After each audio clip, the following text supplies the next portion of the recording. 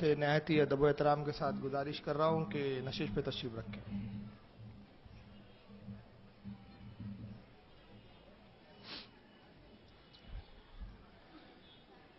اعوذ باللہ من الشیطان الرجیم. بسم اللہ الرحمن الرحیم.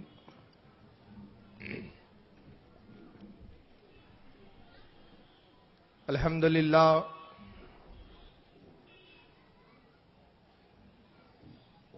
الحمدللہ رب العالمین والعاقبۃ للمتقین والصلاۃ والسلام علی من کان نبی آدم بین الماء والطین.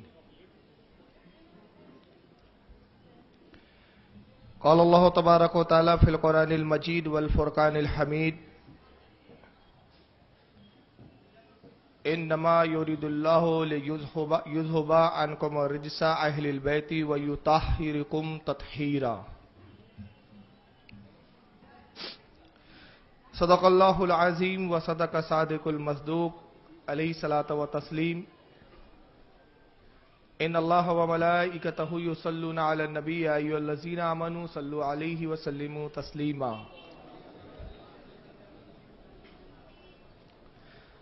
اللہم صلی علی سیدنا مولانا محمد جد الحسن والحسین وعلی آلہ واصحابہ واہل بیتہ وذریاتہ وبارک وسلم. صلاۃ والسلام علیک یا رسول اللہ صلی اللہ تعالی علیہ وسلم. گزشتہ 3 روز سے آپ تمام حضرات جو یہاں موجود ہیں اور روبرو آپ مجھے سن رہے ہیں، اور وہ لوگ جو چینل کے ذریعے دین اسلام اپنے ٹی وی سیٹوں پر بھی سن رہے ہیں،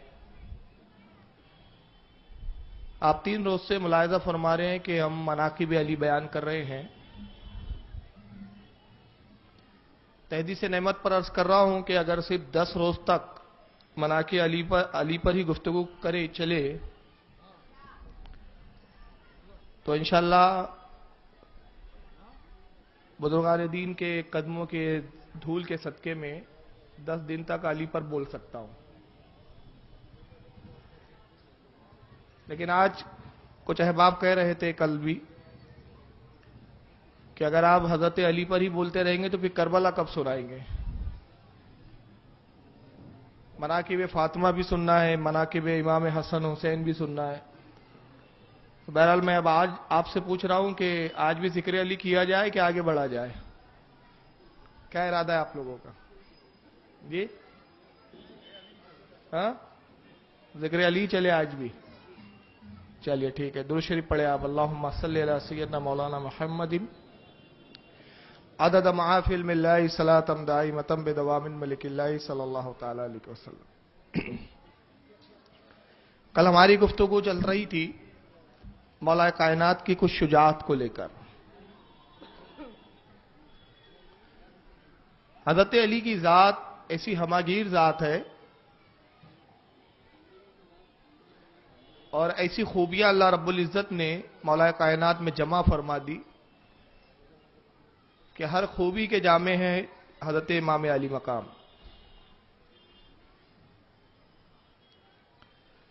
جہاں حضرت علی رضی اللہ تعالیٰ عنہ علم و فضل میں باکمال نظر آتے ہیں،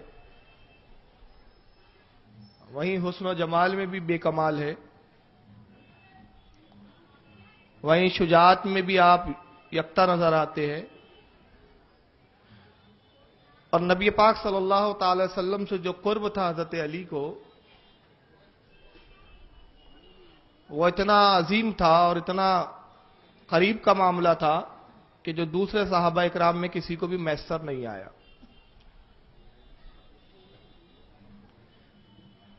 حضرت علی رضی اللہ تعالیٰ عنہ داماد رسول بھی ہے، اللہ کے نبی کے بھائی بھی ہے، اور سرکار صلی اللہ علیہ وسلم کے علم کے وارث بھی ہے. یہاں تک کہ اللہ کے نبی نے فرمایا فضیلت میں کہ علی اور میری ایک ہی شجر سے اصل ہے. اور ایک مقام پہ فرمایا کہ تمام لوگوں کے خاندان، ان کے سلسلہ نسب یا ان کی نسلیں ان کی اولادوں سے چلتے ہیں. اب میری نسل جو ہے وہ علی سے چلے گی. ہمارے ہاں جو دستور ہے رشتوں کا، اولاد منسوب ہوتی ہے باپ سے. باپ کا جو خاندان ہو، باپ کا جو نسب ہو، وہی نسب بیٹے کا مانا جاتا ہے. مگر یہ واحد حضرت علی کی خصوصیات ہے کہ آپ کے اولادوں کا نسب رسول اللہ کی طرف منسوب ہوتا ہے. اتنی خوبیاں عطا کی تھی اللہ تعالیٰ نے حضرت علی کو کہ زمین و آسمان بھی اگر مناقب علی کو لکھنا چاہے تو زمین اور آسمان کو اگر کاغذ بنایا جائے اور علی کے مناقب لکھے جائے تو یہ کاغذ ختم ہو جائیں گے، لیکن مناقب علی ختم نہیں ہوں گا. اور یہ میں مبالغے میں نہیں کہہ رہا ہوں، بلکہ اس کے تعلق سے حدیثیں موجود ہے. جیسا کہ میں نے عرض کیا تھا کہ جنید بغدادی رحمت اللہ علیہ فرماتے کہ علی کو اتنا علم دیا گیا تھا، اتنا علم عطا کیا گیا تھا کہ آپ نے کچھ ظاہر کیا، سب ظاہر نہیں کیا. اور جتنا کچھ ظاہر کیا، جنید بغدادی فرماتے ہیں کہ آج ہم اسی کو سمجھنے سے قاصر ہے. اگر علی اپنے پورے علم کا اظہار کرتے تو زمین و آسمان اس کو سنبھالنے سے قاصر نظر آتے. علم کا یہ عالم، شجاعت کا یہ عالم، اور یہاں تک کہ فقر عطا کیا اللہ کے نبی نے کہ غدیر خم کے موقع پر آپ نے علی کا ہاتھ پکڑا اور فرمایا من کن تو مولا ہو فعلی مولا. جس کا میں مولا اس کا علی مولا. حجۃ الوداع کا موقع ہے، یہ آخری حج اور زندگی کا پہلا حج. نبی پاک صلی اللہ علیہ وسلم نے ایک ہی حج فرمایا. پہلا بھی حج ہے رسول اللہ کا اور آخری بھی ہے. حج سے فارغ ہونے کے بعد جب رسول اللہ تشریف لاتے ہیں اور مدینے کی طرف کوچ کر رہے تو ایک مقام آتا ہے غدیر خم، اور اس مقام پر صحابہ کرام کی ایک کثیر جماعت ہے. اور اس حدیث کی ایک خاص بات میں بتاؤں، یہ واحد دنیا کی پہلی حدیث ہے کہ جس کی روایت کے وقت یا رسول اللہ کی زبان اقدس سے جب اس حدیث کے الفاظ ادا ہوئے تو اس کی روایتوں میں، اس کے راویان میں صرف صحابہ ہی نہیں ہے بلکہ صحابیات بھی شامل ہیں. صحابیات بھی موجود ہیں، صحابہ کی عورتیں بچے بھی ہیں، خود صحابہ بھی ہے. ایک کثیر جماعت ہے. علماء نے کہا کہ یہ جماعت 7,000 سے لے کر الگ الگ تعداد بیان کی، بلکہ بعد نے تو یہاں تک لکھا کہ 1,24,000 صحابہ اکرام تھے.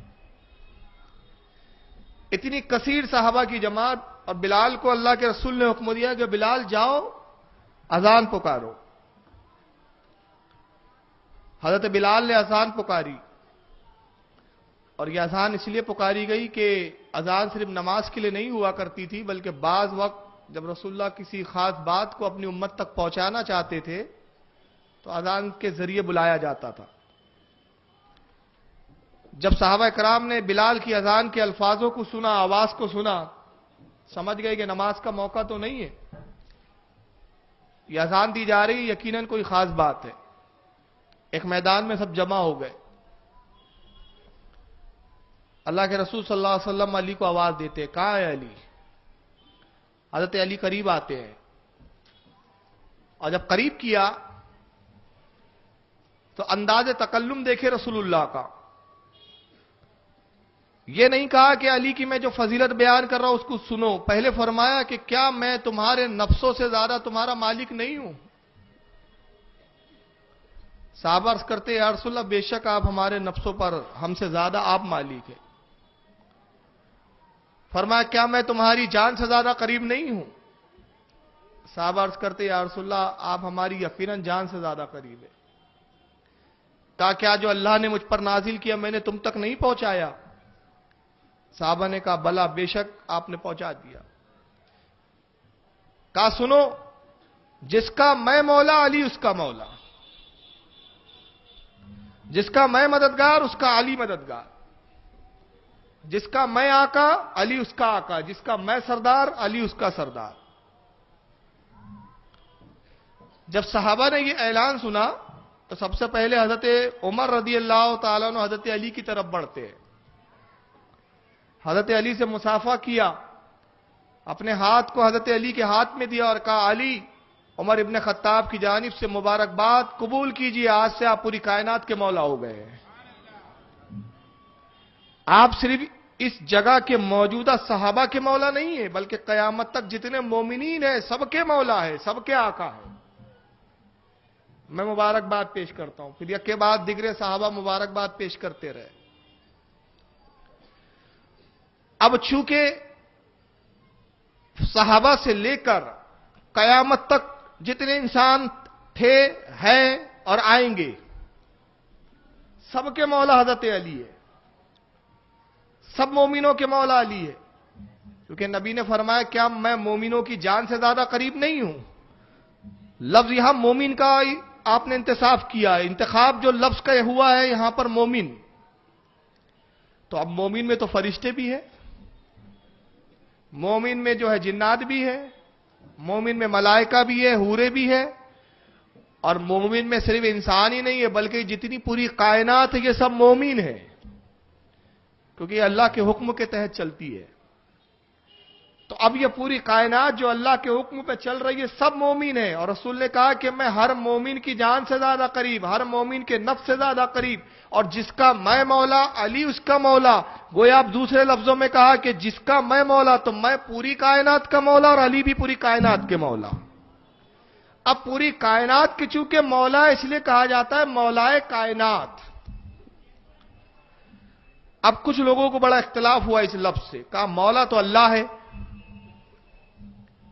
قرآن میں تو اللہ نے کہا میں ہی تمہارا مولا ہوں، انت مولانا فانصرنا علی القوم الکافرین، اللہ کہتا میں ہی تمہارا مولا ہوں۔ اے بندو تم یوں کہو انت مولانا، اے اللہ تو ہی ہمارا مولا ہے، فانصرنا علی القوم الکافرین، تو پس ہم کو کافروں پر فتح دے۔ تو مولا تو علی اللہ ہے، تو علی کو مولا کائنات کیوں کہا جا سکتا ہے؟ تو اب نتیجہ کیا ہوا؟ جو زیادہ پڑھے لکھے تھے انہوں نے کوشش کی، کہا کہ اس حدیث کی روایت میں ضعف ثابت کیا جائے، تو کہا گیا کہ روایت صحیح نہیں ہے۔ اور کچھ جو زیادہ اتنے علم تک رسائی نہیں رکھتے تھے تو انہوں نے کہا کہ اس کا مطلب وہ نہیں ہے مولا سے جو اہل سنت والجماعت لیتے ہیں۔ پوچھا گیا کہ پھر کیا مطلب ہے؟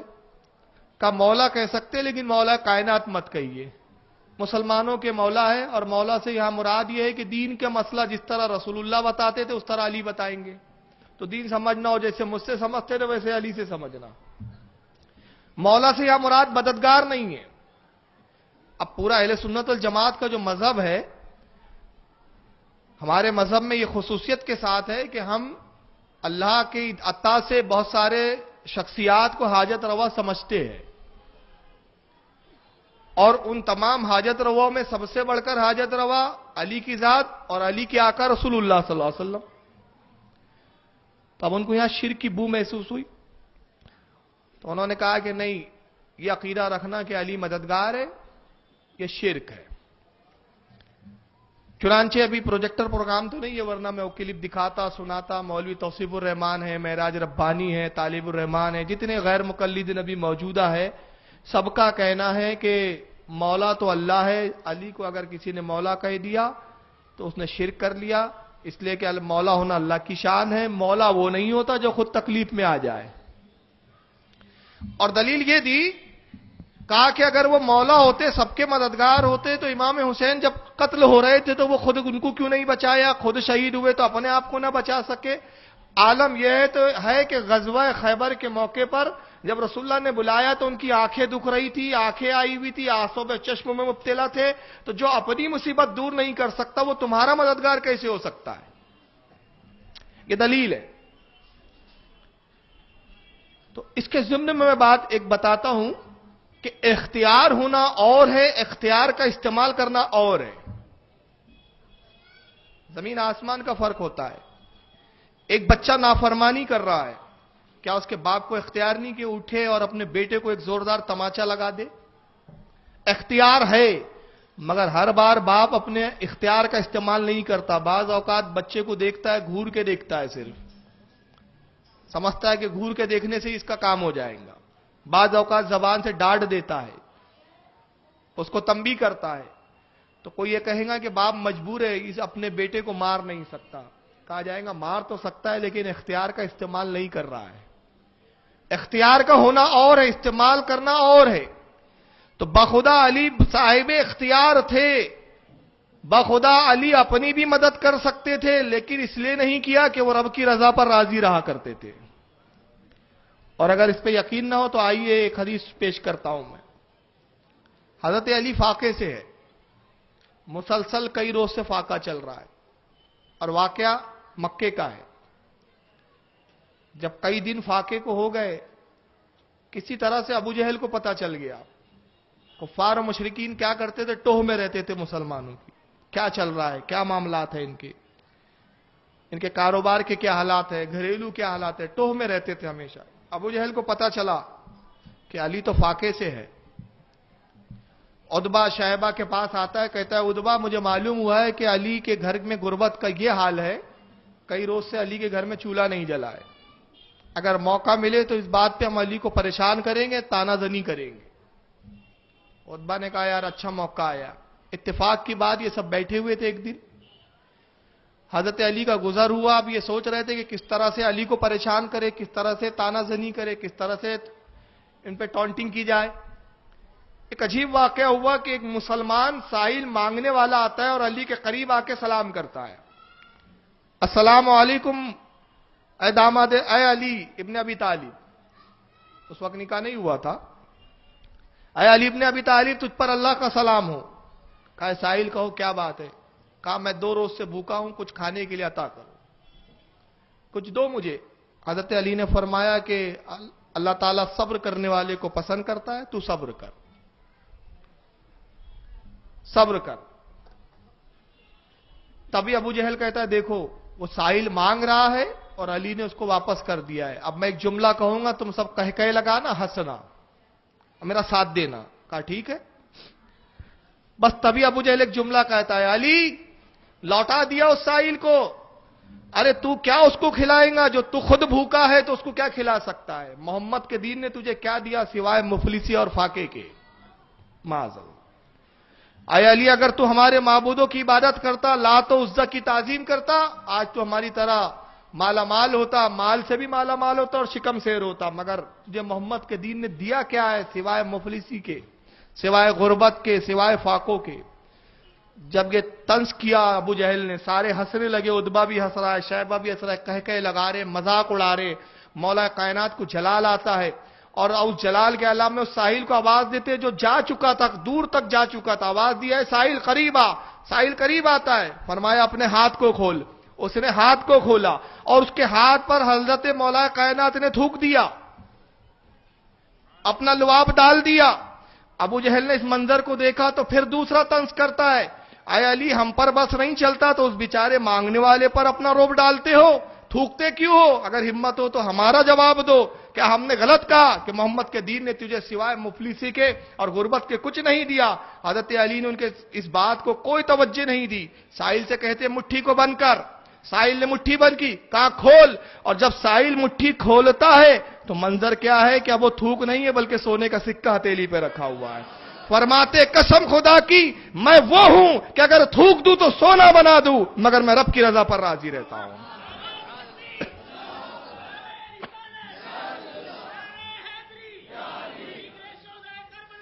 تو یہ وہ ہے کہ جو تھوک دے تو سونا بن جائے. جن کے تھوکوں میں سونا ہو تو جن چیزوں کو چھو دے تو کیا وہ چیزیں سونا نہیں بنا سکتے تھے؟ جن مصیبت زداؤں کو چھو دے تو کیا ان کی مصیبتوں کو دور نہیں کر سکتے تھے؟ یہ کر سکتے تھے، مگر یہ رب کے حکم کے پابند تھے. جب حکم ہوتا تھا تو یہ مدد بھی کیا کرتے تھے، حکم نہ ہو تو اپنی مددوں کو روک بھی لیا کرتے تھے. تو کربلا میں حسین کو اس لیے نہیں بچایا کہ وہ بچا نہیں سکتے تھے. حسین بچنے کب گئے تھے؟ وہ تو اپنی جان کی قربانی کا نذرانہ پیش کرنے گئے تھے. تو اختیار تھا. اور آئیے میں حدیث کی روشنی میں علی کا ایک اختیار بتاؤں. اس میں نبی کا بھی اختیار، علی کا بھی اختیار. حالانکہ کل میں نے اس حدیث کی بڑی تخارج 12 تخارج بیان کی تھی. من کنت مولا، جس کا میں مولا، فعلی مولا، علی اس کا مولا ہے. مولا کائنات کیسے ہے علی؟ خیبر سے جب لوٹے حضرت علی رضی اللہ تعالیٰ عنہ، لوٹنے کے بعد رسول اللہ کے ذان مبارک پر آرام فرما رہے ہیں. سرکار ان کے ذانوں پر، معاف کیجیے گا میں الٹا بول گیا، علی کے ذانوں پر رسول اللہ آرام فرما رہے ہیں. اب بظاہر تو آنکھیں بند ہے رسول اللہ کی، مگر بخاری شریف کی ہمیں حدیث بتاتی ہے اللہ کے رسول خود فرماتے کہ نبی سوتا نہیں ہے، اس کا دل بیدار رہتا ہے. وہ کائنات کی نفس کو جانتا ہے. بظاہر آنکھیں بند ہے. حضرت علی رسول اللہ کے سر اقدس کو اپنے ذانوں میں لیے ہوئے بیٹھے ہوئے. عصر کا وقت ہو گیا. یہ حدیثیں آپ نے سنی ہوں گی، لیکن میں جو اس سے ایک نتیجہ دے رہا ہوں، اور اس حدیث کی روشنی میں آپ دیکھیں گے کہ علی مولائے کائنات کیسے ہے اور کیوں کر ہے. کیوں ہے حضرت علی مولائے کائنات؟ کیوں کہتے ہیں علی کو مولائے کائنات؟ حضرت علی سوئے ہوئے ہیں، رسول اللہ آرام فرما رہے ہیں علی کے ذانوں پر. عصر کا وقت ہوا، سورج غروب ہو گیا، نماز عصر قضا ہو گئی، وقت عصر کا ختم ہو گیا. زندگی میں پہلی مرتبہ علی کی کوئی نماز قضا ہوئی تھی. زندگی میں پہلی مرتبہ. کبھی آپ کی نماز قضا نہیں ہوئی تھی، مگر یہ پہلا موقع تھا. یہاں ایک سوال پیدا ہوتا ہے، اس حدیث پہ کبھی آپ نے غور کیا؟ عصر کا وقت ہوا اور پھر قضا ہو گیا. جب عصر کا وقت تھا تب بھی نبی آرام کر رہے تھے، وقت گزرا تب بھی نبی آرام کر رہے تھے. تو مطلب تو یہ ہوا کہ نبی نے بھی نماز عصر نہیں پڑھی تھی. ارے بھائی، اگر نبی نے پڑھی ہوتی تو نبی اٹھ جاتے تو علی بھی نماز پڑھ لیتے. تو نبی نے کیوں نہیں پڑھی؟ نبی نے نماز کو قضا کیوں کیا؟ آج نبی علی کا امتحان لے رہے تھے، اور امتحان یہ تھا، اپنا اختیار بھی بتانا تھا، اپنی طاقت بھی بتانی تھی، اور آنے والے شبہات کی منہ پر لگام بھی باندھنی تھی. تو نبی قصدن عمدن آرام فرما رہے ہیں. یہ بھی تو ہو سکتا تھا کہ جبریل آتے رسول اللہ کو بیدار کرتے. اگر ہم یہ تسلیم کریں یا یہ مان لے کہ رسول اللہ واقعی سو گئے تھے، بہت گہری نیند میں تھے، تو جبریل آتے، یا رسول اللہ اٹھیے، عصر کا وقت ہو گیا ہے. مگر جبریل بھی نہیں آئے، کیونکہ اللہ جانتا تھا میرے محبوب کو کون سا اختیار بتانا ہے، آنے والی امتوں کے لیے کیا ایک دلیل قائم کرنی ہے. تو نبی آرام کر رہے ہیں، عصر کا وقت قضا ہوا. حضرت علی کی آنکھوں میں آنسو آ گئے، اور رسول اللہ علی کا امتحان لے رہے ہیں. دیکھے علی مجھ سے محبت کا دعویٰ تو کرتا ہے، دعوی محبت تو ہے علی کو، مگر آج دیکھنا ہے کہ علی مجھے چھوڑتا ہے کہ نماز کو چھوڑتا ہے.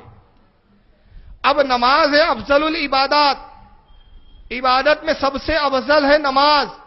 مگر رسول نے یہاں بتایا کہ عبادت نماز ضرور افضل ہے، مگر نماز سے بھی زیادہ افضل رسول اللہ کی بندگی ہے، رسول اللہ کی محبت ہے. اگر محبت رسول ہے تو نماز ہے، ورنہ سوائے یوگا اور پریکٹس کے کچھ نہیں ہے.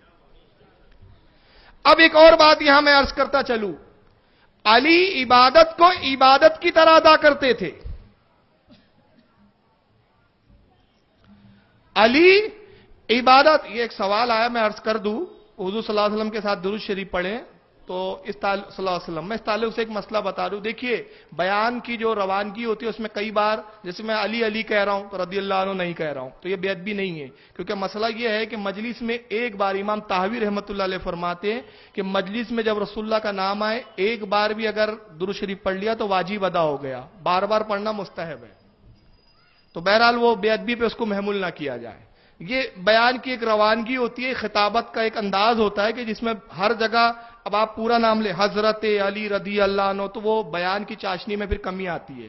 وہ خطابت میں پھر ایک رکاوٹ سی پیدا ہوتی ہے. تو وہ بہرحال جن صاحب نے بھیجا میں شکر گزار ہوں ان کا, لیکن وہ مسئلہ جان لے کہ مجلس میں جب پہلی بار نام آئے تو واجب ہے, دوسری بار مستحب ہے, اور یہ بے ادبی پہ نہیں ہے. تو بہرحال آپ لوگ اپنے دل میں کہہ لیں, میں بھی انشاءاللہ کوشش کروں گا کہ سرکار کا نام آئے تو صلی اللہ علیہ وسلم کہیں. تو میں عرض کر رہا تھا, اب یہاں ایک خاص بات دیکھیں, حضرت علی عبادت کو عبادت کی طرح ادا کرتے تھے. یہ عبادت تھی, عادت نہیں تھی علی کی. معلوم ہوا عادت اور ہوتی ہے, عبادت اور ہوتی ہے. آپ اس کو سمجھ نہیں پائے, میں اس کو سمجھا دیتا ہوں. عادت یہ ہوتی ہے کہ جیسی وقت ہوتا ہے آدمی اٹھتا ہے اور نماز کی طرف بھاگتا ہے, جیسا کہ ایک جماعت کا شیوا ہے, ایسے بھاگتی, کیونکہ یہ عادت ہے, عبادت نہیں ہے. اور عادت کیا ہوتی ہے؟ عبادت کم ہوتی ہے, دکھاوا زیادہ ہوتا ہے. مقصد ہوتا ہے 10 لوگوں کو دکھائے کتنا پکا نمازی ہے. کچھ لوگوں کا یہ شیوا ہے, دیکھا ہوں گا آپ نے. تو یہ ہے عادت. اور علی عبادت کرتے تھے, عادت نہیں تھی. اگر نماز کی عادت ہوتی تو علی رسول کو چھوڑ دیتے, مگر علی نے رسول کو چھوڑا نہیں. بتایا خدمت رسول افضل العبادات ہے, نماز عادت نہیں ہے, وہ بھی عبادت, مگر اس سے افضل عبادت نبی کی تعظیم ہے. تو یہ بھی عبادت ہے, وہ عبادت عادت تھی, عادت نہیں ہے. اب آنسو نکلے مولا کائنات کے, رخسار رسول پر گرے. ایک تکلیف تو تھی نا, اور تکلیف کیا تھی کہ عصر کی نماز زندگی میں پہلی مرتبہ قضا ہو رہی ہے. آج تک ایسا نہیں ہوا کہ کوئی نماز قضا ہوئی ہو. اور رخسار پہ جیسی مولا کائنات کے آنسو آتے رسول اللہ کے, آپ نے آنکھیں کھولی. یہاں لوگ کہتے رسول بیدار ہوئے, میں کہا سوئی کب تھے؟ علی سوئے, رسول سوئے نہیں تھے, بلکہ علی کا دل تو ڈول رہے تھے کہ علی مجھے چھوڑتا ہے کہ نماز کو چھوڑتا ہے. تو علی نے بتایا یا رسول اللہ مجھے آپ کی محبت اتنی غالب ہے, نماز چھوڑی جا سکتی ہے مگر آپ کی بندگی نہیں چھوڑی جا سکتی, آپ کی خدمت نہیں چھوڑی جا سکتی, اسی لیے کہ اگر آپ کو چھوڑ کر عبادت لیا تو کس کام کی عبادت؟ اور نماز تو آپ کے صدقے میں ملی ہے. آپ کے رخ زیبا کو دیکھنا بھی کعبے کو دیکھنے کی طرح ہے. آپ تو کعبے کا کعبہ ہے. حضرت اللہ کے رسول صلی اللہ علیہ وسلم نے ارشاد فرمایا علی کیا ہوا, کیوں رو رہے ہو؟ معلوم تو تھا عصر کا وقت قضا ہو گیا ہے, مگر پھر بھی پوچھ رہے ہیں. تو پوچھنا اس بات کی دلیل نہیں ہوتی کہ معلوم نہیں ہوتا, لا علم ہوتا ہے کوئی شخص. تو اللہ کے رسول سے عرض کرتے یا رسول اللہ میری نماز عصر قضا ہو گئی. امام قاضی عیاض نے کتاب الشفا میں اس حدیث کو لکھا, امام طحاوی نے مشکل الآثار میں لکھا, متعدد علماء نے لکھا. اس میں الفاظ کیا آئے ہیں حدیث کے؟ اللہ کے نبی نے اپنے ہاتھوں کو بلند کیا پہلے, اور دعا میں جملہ کیا فرماتے رسول اللہ؟ یہ جملہ بتا رہا ہے کہ عبادت کہتے کس کو ہے. نبی پاک نے اپنے ہاتھ کو اٹھایا, کہا رب کائنات یہ علی تیری اور تیرے رسول کی فرما برداری میں تھا. کیا جملے ہیں؟ اے رب کائنات یہ علی تیری اور تیرے رسول کی فرما برداری میں تھا. ارے رسول کی فرما برداری تو ہمیں بھی دکھ رہی ہے, اللہ کی فرما برداری کیسے؟ گویا نبی نے مجاز دیا, میری فرما برداری خدا کی فرما برداری ہے, میری تعظیم کرنا اللہ کی تعظیم کرنا ہے. مجھے میری تعظیم سے انکار کر کے توحید لوں گے تو وہ توحید بھی کسی کام کی نہیں ہے. اے پروردگار علی میری اور تیرے تعظیم میں, تیری خدمت اس میں تھا, فرما برداری میں تھا. رب کائنات علی کے لیے سورج کو پلٹا دے. تو دعا کرنے سے نہیں پلٹا, کسی روایت میں نہیں ہے کہ آپ نے دعا کی اور بس سورج آ گیا, بلکہ اب حدیث کے آگے الفاظ کیا ہے؟ آپ نے اپنے سیدھے ہاتھ کی شہادت کی انگلی کو لیا اور جس سمت سورج ڈوب چکا تھا, جملہ سنیں, جس سمت سورج ڈوب چکا تھا, سورج دکھ نہیں رہا تھا, نظر نہیں آ رہا تھا, مگر رسول نے اس طرف انگلی کی اور جب اشارہ کیا تو جیسے جیسے انگلی اٹھتی ہے سورج برآمد ہونا شروع ہوتا ہے. تو سورج تو ڈوب چکا تھا, اشارہ نبی کس کو کر رہے تھے؟ یہ بظاہر ہماری آنکھوں کے لیے سورج ڈوبا ہوا تھا, مگر نبی سے کوئی چیز پوشیدہ نہیں تھی. اور اب اس میں خاص بات دیکھیں آپ, رسول نے انگلی سے اشارہ کیا. آج ریموٹ کا زمانہ ہے نا, ریموٹ ہے کہ نہیں؟ ٹی وی دیکھ رہے ہیں آپ, وہ اتنی دور ٹی وی بیٹھا ہے, ریموٹ دبایا ٹی وی چالو ہو گیا, ریموٹ सिर्फ बटन दबाया, रिमोट बंद हो गया।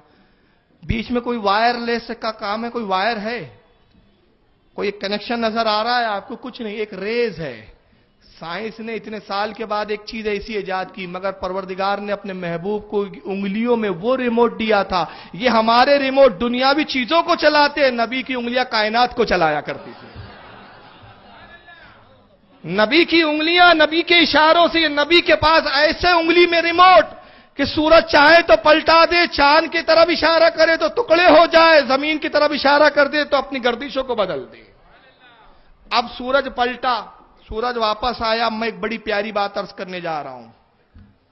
यह हदीस बहुत बार सुनी होंगी, लेकिन जो नुकात और जो गोशे मैं दे रहा हूं, मैं समझता हूं शायद आपके लिए बिल्कुल नए हैं। बुखारी शरीफ उठाइए, सियासित्ता की पहले नंबर की किताब, बाद कुरान सबसे अफजल किताब बुखारी शरीफ। सबका इत्तेफाक, किसी का इख्तिलाफ नहीं, बल्कि यहां तक इत्तेफाक किया लोगों ने कि साहब कोई हदीस ज़ईफ नहीं है उसकी।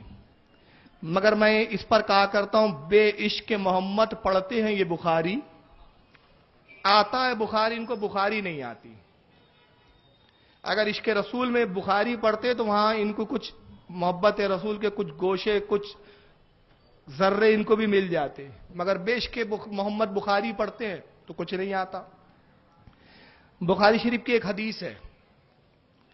अब हदीस पाक क्या, जरा तवज्जो से सुने।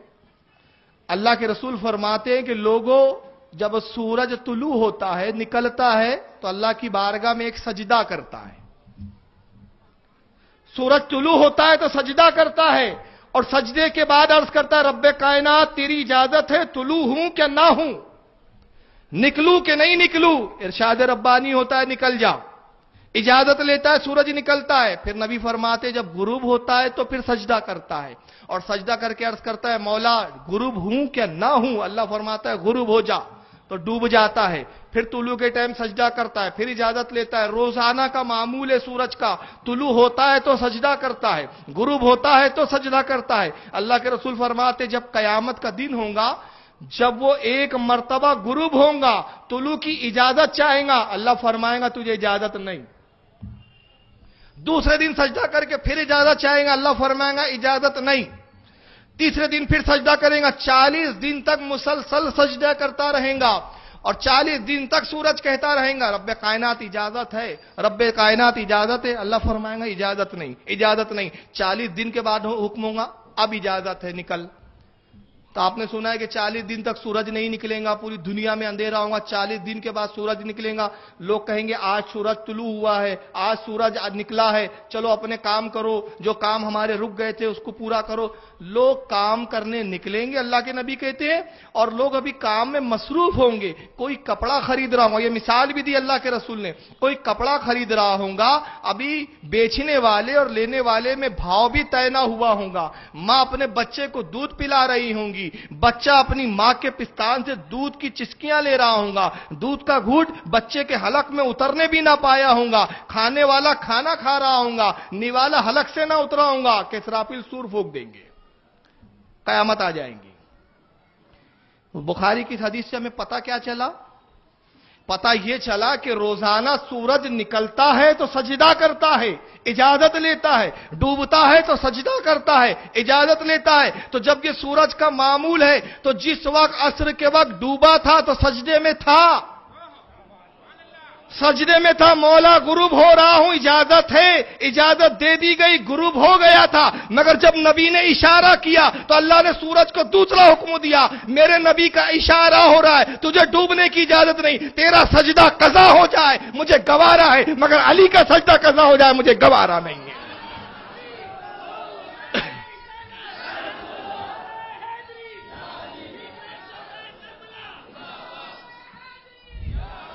तो मालूम हुआ कि सूरज के करोड़ों सजदे एक तरफ, अली की नमाज का एक सजदा एक तरफ। तो जब दुनिया अली के सजदे का जवाब नहीं ला सकती, तो नबी के सजदे का जवाब कहां से लाएंगी? ऐ सूरज, ये तो गवारा है कि तेरा सजदा कज़ा हो, मगर मेरे नबी के महबूब अली का सजदा कज़ा हो मुझे गवारा नहीं। तुझे निकलना पड़ेगा, अपनी फितरत के खिलाफ काम करना पड़ेगा। आज तक तू पलटा नहीं है, मगर आज नबी के सबब से तुझे पलटना पड़ेगा। اب سورج پلٹا. چلیے اب آئیے تھوڑا سائنس بتا دوں میں. سائنس میں پڑھا ہوگا آپ نے, بہت بڑے بڑے کچھ سیارے ہیں. یہاں ماشاءاللہ طلبہ بھی بیٹھے ہوئے. میں 7 بڑے سیاروں کے بارے میں آج بتانا چاہتا ہوں. اسلامک پوائنٹ آف ویو سے ہر سیارہ الگ الگ آسمانوں میں ہے. ہر سیارہ الگ الگ آسمانوں میں. اور اگر اس کی تفصیلات آپ کو دیکھنی ہو تو امام غزالی رحمت اللہ تعالی علیہ کی مکاشفۃ القلوب کا مطالعہ کیجیے. باب نمبر 9 ہے اس کا, مکاشفۃ القلوب کا, امام غزالی کی کتاب, مشہور زمان, اب تو اردو میں بھی آ گئی ہے ترجمہ ہو کر. اس کا صفحہ نمبر 211. اس پہ امام غزالی نے 7 سیاروں کے بارے میں پوری تفصیلات بیان کی. کہتے ہیں کہ پہلا سیارہ زحل, انگلش میں جس کو سیٹرون کہتے ہیں, یہ 7ویں آسمان کے اندر ہے. کہاں ہے یہ؟ 7ویں آسمان میں. مشتری, جس کو جوپیٹر کہتے ہیں انگلش میں اس کا نام ہے. امام غزالی نے انگلش میں نہیں لکھا, لیکن آپ پڑھے لکھے بچے تو میں انگلش میں بھی بتا دے رہا ہوں کہ یہ عربی نام ہے. مشتری, زحل, مریخ, قمر, شمس, اور اس کے علاوہ زہرہ, عطارد, یہ سب عربی نام ہے. لیکن میں انگلش میں بتاتا چلوں تاکہ آپ کے سمجھ میں آتا جائے کون سا سیارہ کہاں ہے اسلامی پوائنٹ آف ویو سے. تو زحل 7ویں آسمان میں, جس کو سیٹرون کہتے ہیں.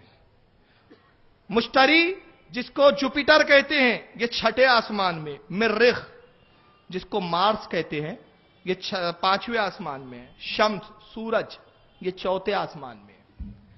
ابھی موضوع میرا سورج ہے, میں یہاں تھوڑا سا رک رہا ہوں. سورج کہاں ہے؟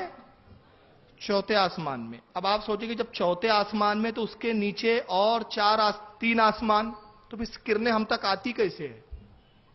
اور حدیث پاک میں اللہ کے رسول فرماتے سورج کی ابھی پیٹھ دنیا کی طرف ہے. پیٹھ ہے, رخ نہیں ہے, چہرہ نہیں ہے, پیٹھ ہے.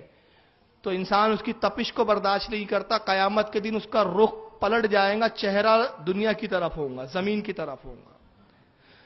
اور 4تھے آسمان سے اتر کر پہلے آسمان تک آ جائیں گا, جس کو کہا گیا نصف النہار پر آنا, یعنی درمیان میں بالکل سیدھ میں آ جائیں گا, نہ ادھر نہ ادھر, بالکل 90 کا اینگل زمین اور اس کے درمیان میں.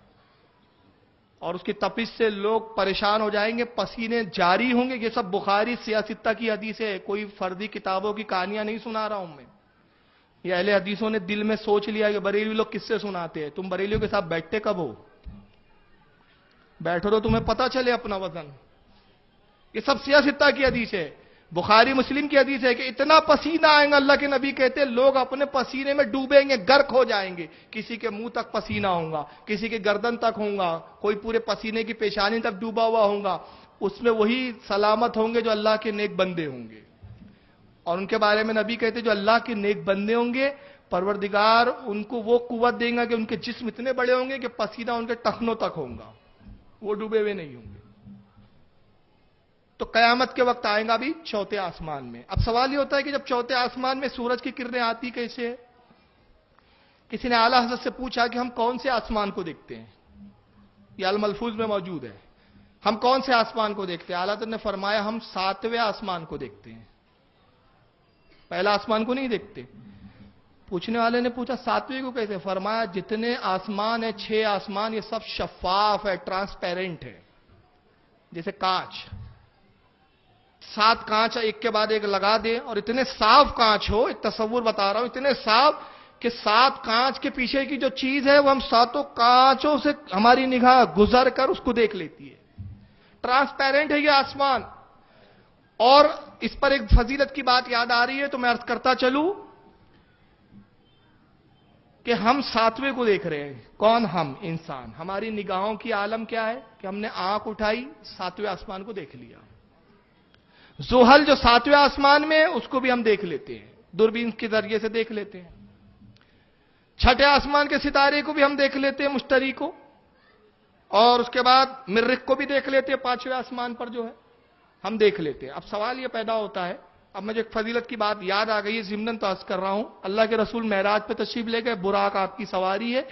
نبی فرماتے ہیں براق خصوصاً میری لیے سواری کے طور پر اللہ نے بنا کر رکھا تھا, مخصوص تھی وہ سواری میرے لیے. اور جب براق پر میں سوار ہوا تو اس کی رفتار کا عالم یہ تھا, جہاں اس کی نگاہ پڑتی وہاں اس کا پہلا قدم.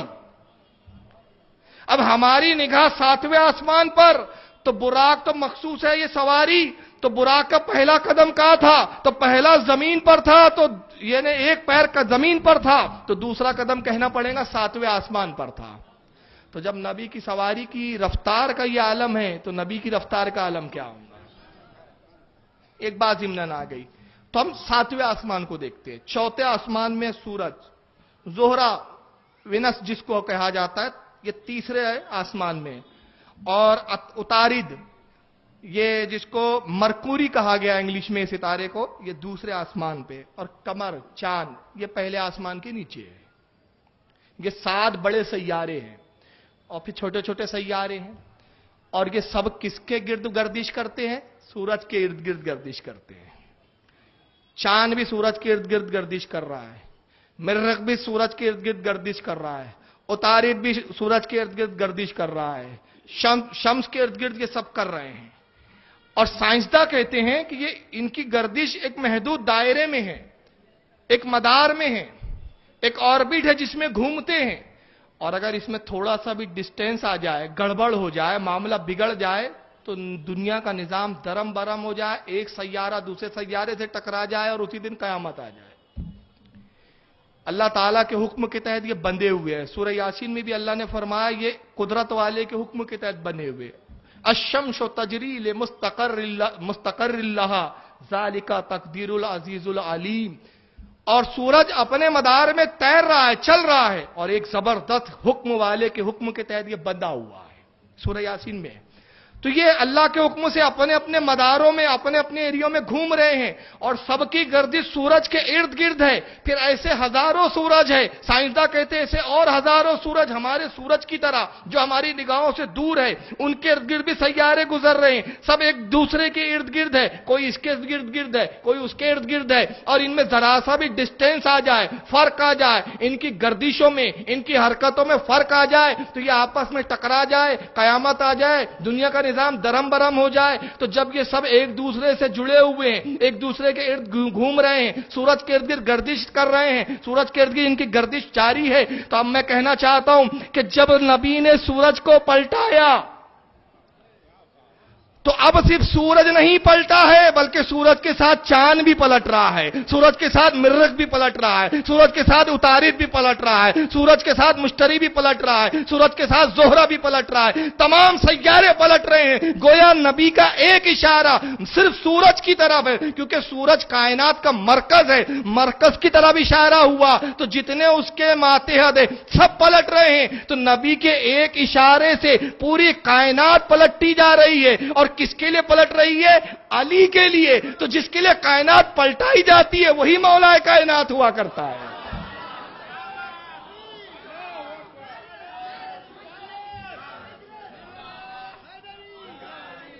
کس کے لیے پلٹائی گئی ہے یہ کائنات؟ علی کے لیے۔ تو جس کے لیے کائنات پلٹائی جائے وہی تو مولا کائنات ہوتا ہے۔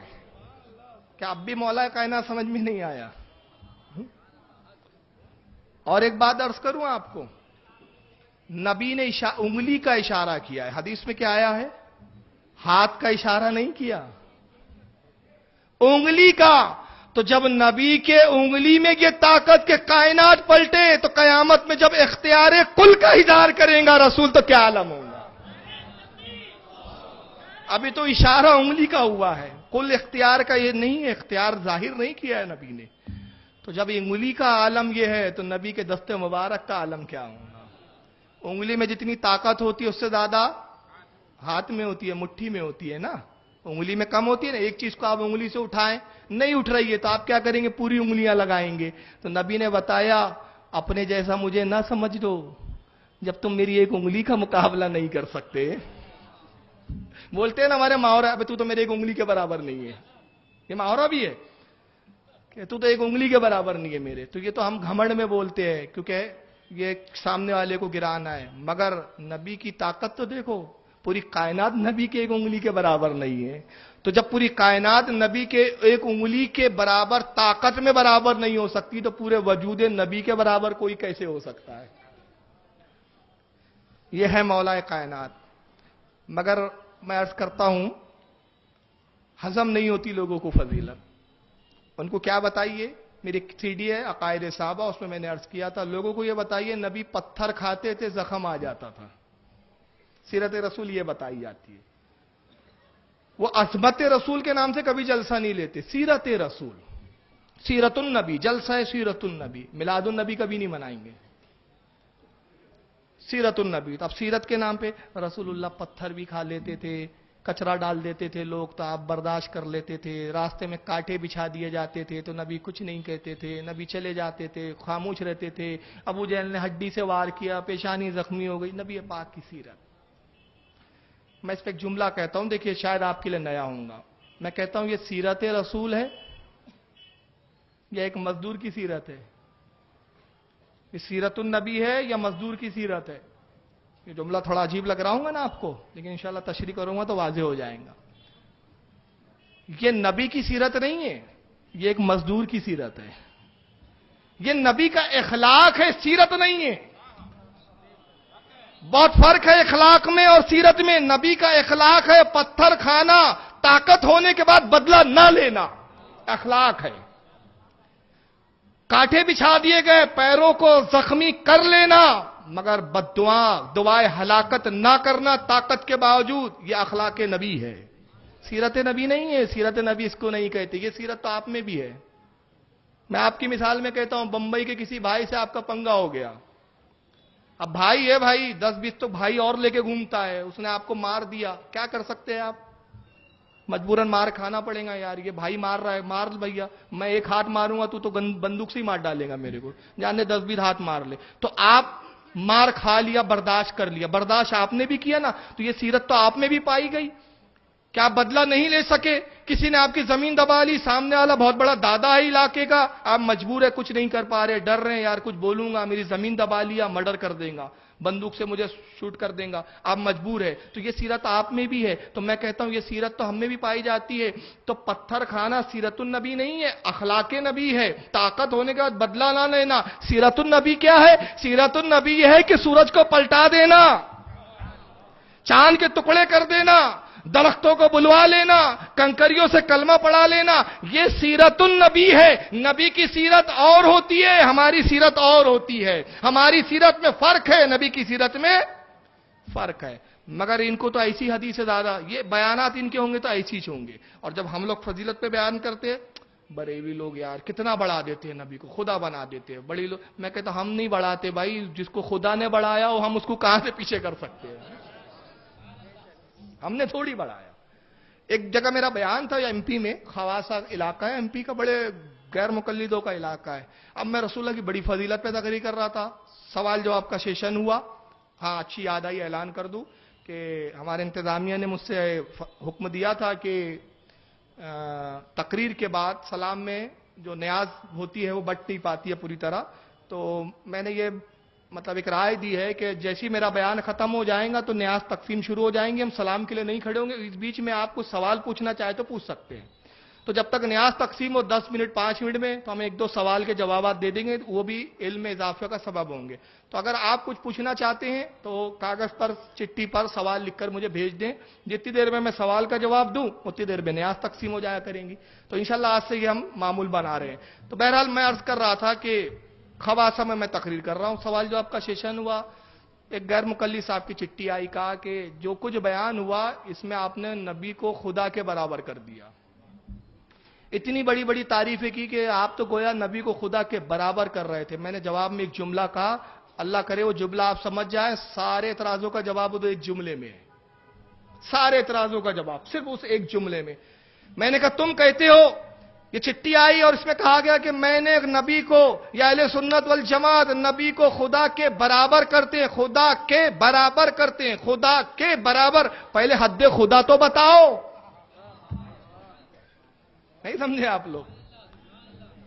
ارے حد خدا تو بتاؤ، جب حد خدا متعین ہوں گی تو کہا جائے گا نبی کو برابر کیا، جب خدا کی کوئی حد متعین نہیں تو نبی کو برابر کہاں سے کیا جا سکتا؟ پہلے حد خدا تو بتاؤ۔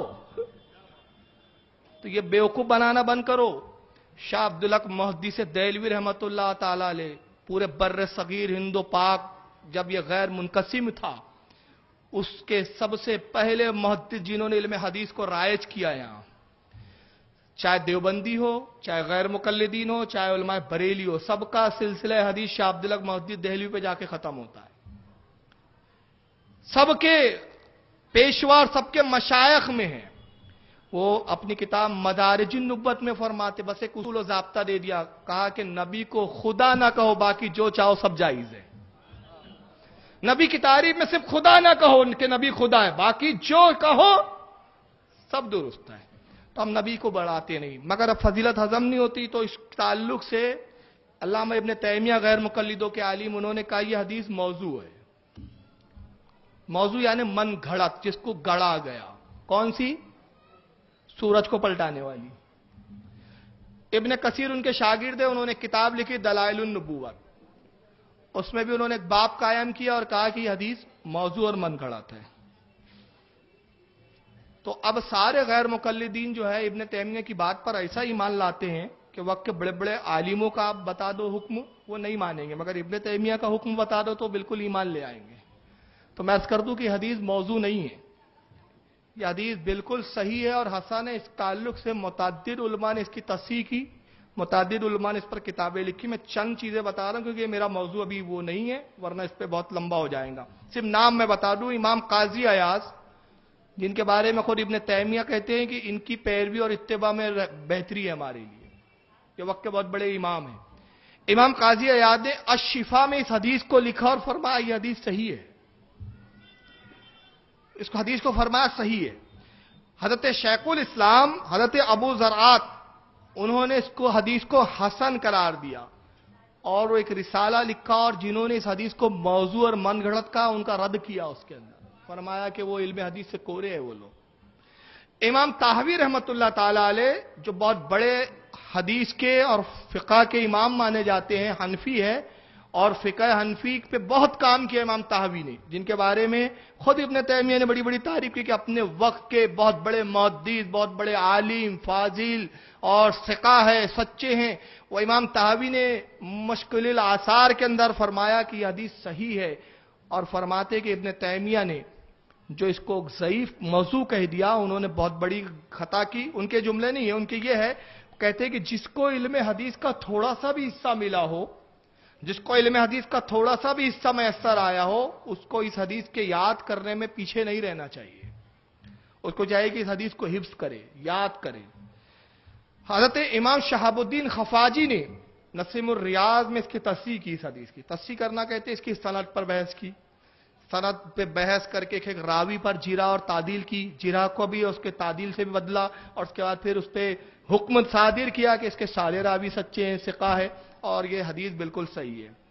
حضرت امام ابن حجر شافعی المکی نے الصواعق المحرکہ کے اندر اس حدیث کو صحیح فرمایا، اور حضرت امام جلال الدین سیوطی رحمت اللہ تعالی علیہ نے اس تعلق سے پورا رسالہ کتابی لکھ ڈالی اس حدیث کے تعلق سے. ان کی کتاب کا نام ہے کشف اللبس فی حدیث رد الشمس، یہ کتاب ہے. صواعق المحرکہ میں حضرت امام ابن حجر مکی الہیثمی ایک بڑا عجیب واقعہ لکھتے ہیں. وہ واقعہ سن لیجئے. کہتے ہیں حضرت امام ابو منصور المظفر، یہ وقت کے ایک بہت بڑے امام گزرے ہیں،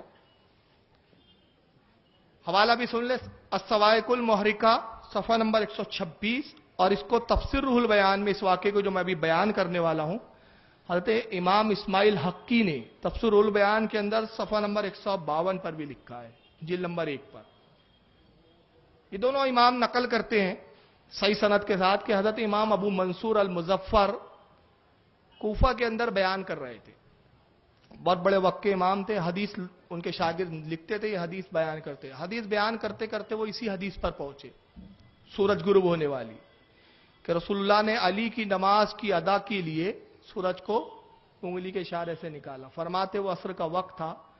علماء کہتے ہیں کہ یہ جب حدیث انہوں نے بیان کرنا شروع کیا تو عصر کا وقت ختم ہونے کے قریب تھا اور سورج غروب ہو رہا تھا. ایک عجیب اتفاق تھا کہ وہ اس حدیث پر اس کی گفتگو کر رہے تھے، اس پر نکات بیان کر رہے تھے، اور سورج غروب ہو رہا تھا، عصر کا وقت ختم ہو رہا تھا. اور حضرت امام ابو منصور المظفر نے بھی نماز عصر نہیں پڑھی تھی. لوگوں نے اشارہ کیا کہ حضرت بیان ختم کیجئے، سورج غروب ہونے والا ہے، نماز قضا ہونے کا وقت آ گیا ہے. تو کہتے ہیں حضرت امام ابن حجر المکی الحیتمی رحمت اللہ علیہ کہ یہ جلال میں ممبر پہ کھڑے ہو گئے اور سورج کی طرف دیکھ کے کہا، اے سورج تجھے اس خدا کا واسطہ، اس رسول کا وسیلہ کہ جس رسول نے علی کے لیے سورج پلٹایا ہے، دیکھتا نہیں میں اسی علی کی فضیلت میں وہی حدیث بیان کر رہا ہوں، اگر یہ حدیث صحیح ہے تو پلٹ کر آ جاؤ۔ امام ابن حجر المکی حیتمی فرماتے ان کا یہ کہنا تھا کہ سورج پھر دوبارہ باہر آئے، تو گویا بتایا کہ نبی کے صدقے میں نبی کی امت کے اولیاء کو بھی اللہ ایسے اختیارات دیتا ہے۔ تو جب یہ ولیوں کا اختیار ہے کہ یہ سورج پلٹا دے ذکر علی سے، جملہ سنیں، ذکر علی سے، تو جس کے ذکر میں یہ طاقت، جس کے ذکر کی یہ برکت کہ سورج پلٹ آئے، تو اس ذات میں کتنی طاقت ہوں گی، اس کی شجاعت کا کیا کہنا۔ آئیے میں علی کی ایک اور شجاعت بتاتا ہوں اور ایک فضیلت بتا دوں۔ مکہ فتح ہوا، اللہ کے رسول صلی اللہ علیہ وسلم مکہ فتح کرنے کے بعد خانہ کعبہ میں داخل ہوئے۔ سب سے پہلا کام، جتنے بت ہیں سب کو کعبے سے باہر نکالو، جتنی تصویریں انبیاء کی بنا دی گئی ہے سب تصاویروں کو باہر نکالو۔ صحابہ نے تصویروں کو نکالا، بت نکالنے کا سلسلہ شروع ہوا، بتوں کو نکالا گیا۔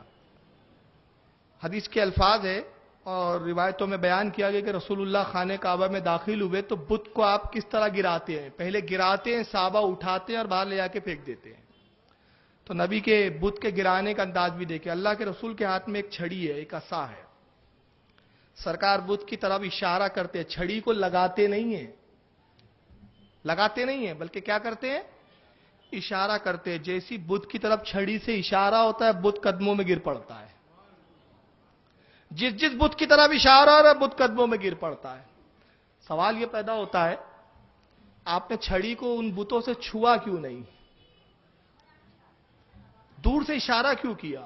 تو ایک بات تو بظاہر یہ سمجھ میں آ رہی ہے کہ نبی اپنی طاقت بتا رہے ہیں کہ جس چھڑی کو میں چھو دوں اس کی طاقت دیکھو کہ اشارہ ہو تو بت گر جائے۔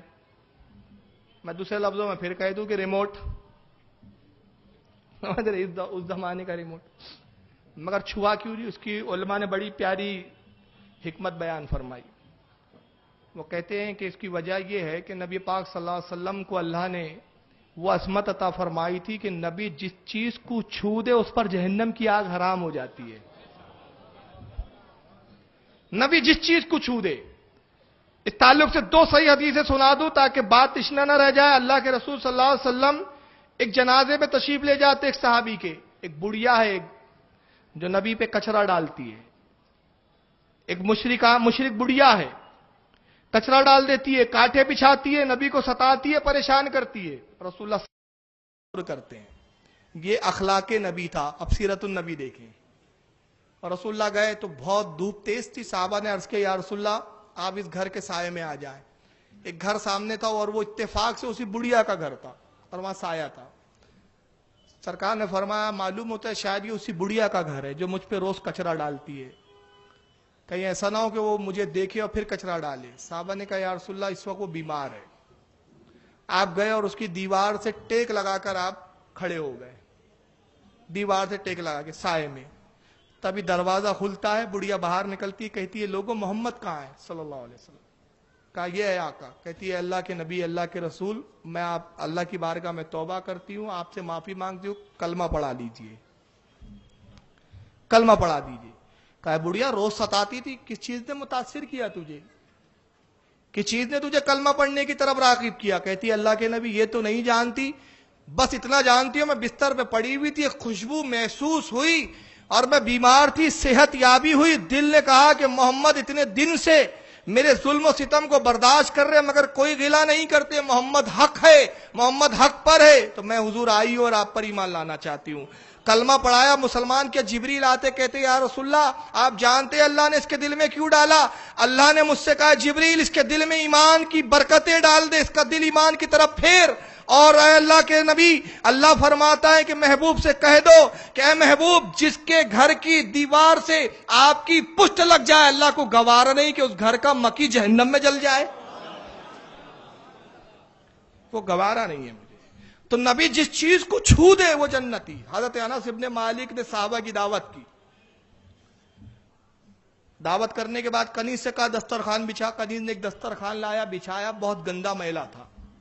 کافی دن سے اس دسترخوان پہ کھا رہے تھے, دھلا نہیں تھا. دوستوں نے کہا یار یہ تو بڑا گندا ہے. کہا فکر نہ کرو ابھی صاف ہو جائیں گا.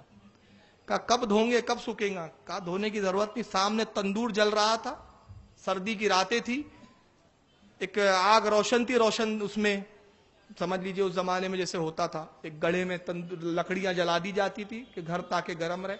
انس ابن مالک نے اس دسترخوان کو لیا اور اس آگ میں ڈال دیا. دوستوں نے کہا اے انس یہ کیا کیا, وہ تو جل کر خاک ہو جائیں گا. آپ نے فرمایا وہ بالکل نہیں جلے گا. ہاتھ ڈالا, دسترخوان جب باہر نکالا تو دسترخوان صاف تھا, میل جل چکا تھا, لیکن دسترخوان کے ایک بھی دھاگے کو کچھ بھی نہیں ہوا تھا.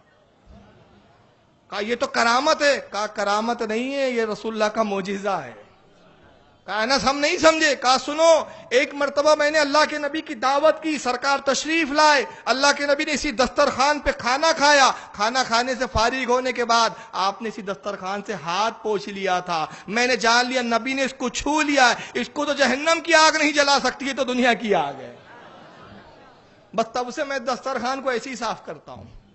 تو نبی جس کو چھو دے اس کو آگ نہیں جلا سکتی. تو اگر نبی بتوں کو چھو دیتے تو بت جہنم میں نہیں جاتے. اور قرآن میں اللہ نے فرمایا وقودها الناس والحجارہ, ڈرو اس آگ سے جس کا ایندھن پتھر اور انسان ہے. تو یا پتھر سے مراد کیا؟ مفسرین نے کہا یا پتھر سے مراد یہ بت ہے, اور یہ بتوں کو جہنم میں اس لیے ڈالا جائے گا کہ مشرکین کو ذلیل کیا جائے گا. کہا جائے گا دیکھو آج ان کا حشر کیا ہوا, جن کو تم پوجتے تھے آج وہ اپنے آپ کو نہیں چھڑا پا رہے ہیں, جن کو تم معبود سمجھتے تھے آج وہ جہنم میں جل رہے. تو قرآن کہتا ہے بت جہنم میں جائیں گے, پتھر جہنم میں جائیں گے. تو اگر نبی چھو دیتے تو یہ جنتی ہو جاتے, کلام الہی پہ حرف آ جاتا. تو نبی نے چھوا نہیں. مگر ایک بہت بڑا بت تھا, اس کا نام تھا ہبل. کعبے کی چھت پر تھا, وہ سب سے بڑا ہبل. اہل مکہ کہتے تھے خوشحالی کا بت ہے, اسی کے سبب سے خوشحالی ہے ہمارے یہاں. اب یہاں ایک حکمت دیکھیں آپ, میں بتانا یہ چاہتا ہوں کہ جس طرح لکڑی کے اشارے سے, چھڑی کے اشارے سے بت گرائے گئے تھے دوسرے, اس کو بھی گرا سکتے تھے نبی. مگر نبی نے ایک اعجاز دینا مقصود تھا, ایک فضیلت عطا کرنی تھی, اور اپنے مقام کا بھی اظہار کرنا تھا, اور مقام علی بھی بتانا تھا. کہاں این علی, کہاں ہے علی؟ قریب آتے ہیں, یا رسول اللہ حاضر ہوں. کہا علی اس بت کو تم گراؤ. عرض کیا یا رسول اللہ میرا ہاتھ وہاں تک نہیں پورے گا, آپ تو نبی ہے, آپ کا معجزہ ہے کہ اشارہ کریں بت منہ کے بل گر پڑے, مگر مجھے تو ہاتھ سے گرانا پڑے گا. آپ نے فرمایا علی میرے کاندھے پہ سوار ہو جاؤ, بت کو گرا دو, بت کو گرا دو. یہاں پر امام علی مقام کی ایک فضیلت بھی آتی ہے تو عرض کر دوں گا, اور حضرت ابوبکر صدیق کی بھی فضیلت ہے, اور یہ بھی واضح ہو جائے گا کہ ابوبکر علی سے افضل کیوں مانتے ہیں. ہمارا عقیدہ ہے کہ علی سے افضل ابوبکر ہے, یہ عقیدہ ہے. اس کا انکار کرنے والا, اس کا منکر علماء فرماتے بد دین بد مذہب ہے. خلافت ابوبکر کا منکر کافر ہے علماء نے لکھا, اور ابوبکر کی فضیلت کا منکر ہے تو گمراہ اور بد دین ہے. تمام صحابہ میں, تمام انبیاء کے بعد سب سے افضل ابوبکر کی ذات. علی ہمارے کاندھے پر کھڑے ہو, بت کو گرا دو.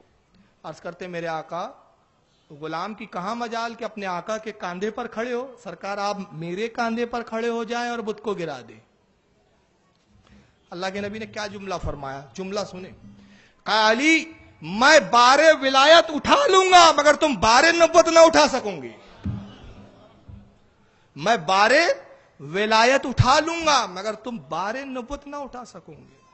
یہ کس سے کہا؟ علی سے. مگر ایک مقام بتاتا ہوں میں کہ ابوبکر کی فضیلت پر آپ رش کریں گے کہ اللہ کے رسول نے اپنے کن کن صحابہ کو کیسے کیسے نوازا ہے. ہجرت کا موقع ہے, سرکار کے ساتھ ابوبکر جا رہے ہیں, پیر زخمی ہو گئے رسول اللہ کے, نالین پھٹ گئی آپ کی, نالین کو آپ نے اتار دیا, ننگے پیر چل رہے ہیں, پیر میں پتھر پہاڑوں کے چبھ رہے ہیں, خون جاری ہوتا ہے. ابوبکر صدیق کا بھی وہی حال ہے, آپ کی بھی نالین پھٹ چکی ہے, آپ بھی ننگے پیر چل رہے ہیں. مگر رسول اللہ کے تلوے مبارک میں جب خون کو جاری ہوتے ہوئے دیکھا تڑپ گئے. عرض کہ یا رسول اللہ مجھ سے برداشت نہ ہوں گا, میں یہ ضبط نہیں کر سکتا کہ میرے آقا کے پیر زخمی ہو اور میں اس کو دیکھتا رہوں. اللہ کے نبی آپ میرے کاندھے پہ سوار ہو جائیے. اللہ کے نبی ابوبکر کے کاندھے پر سوار ہو گئے اور پورے اس پہاڑوں کی وادی سے ابو بکر رسول اللہ کو اس عالم میں لے کے چلتے ہیں کہ نبی کاندھے ابو بکر پر سوار ہے اور ابو بکر ننگے پاؤں چلے جا رہے ہیں. یہاں کہا گیا علی تو بار نبوت نہ اٹھا سکیں گا، مگر ابو بکر نے اٹھا لیا. گویا بتایا ابو بکر فضیلت میں علی سے افضل ہے.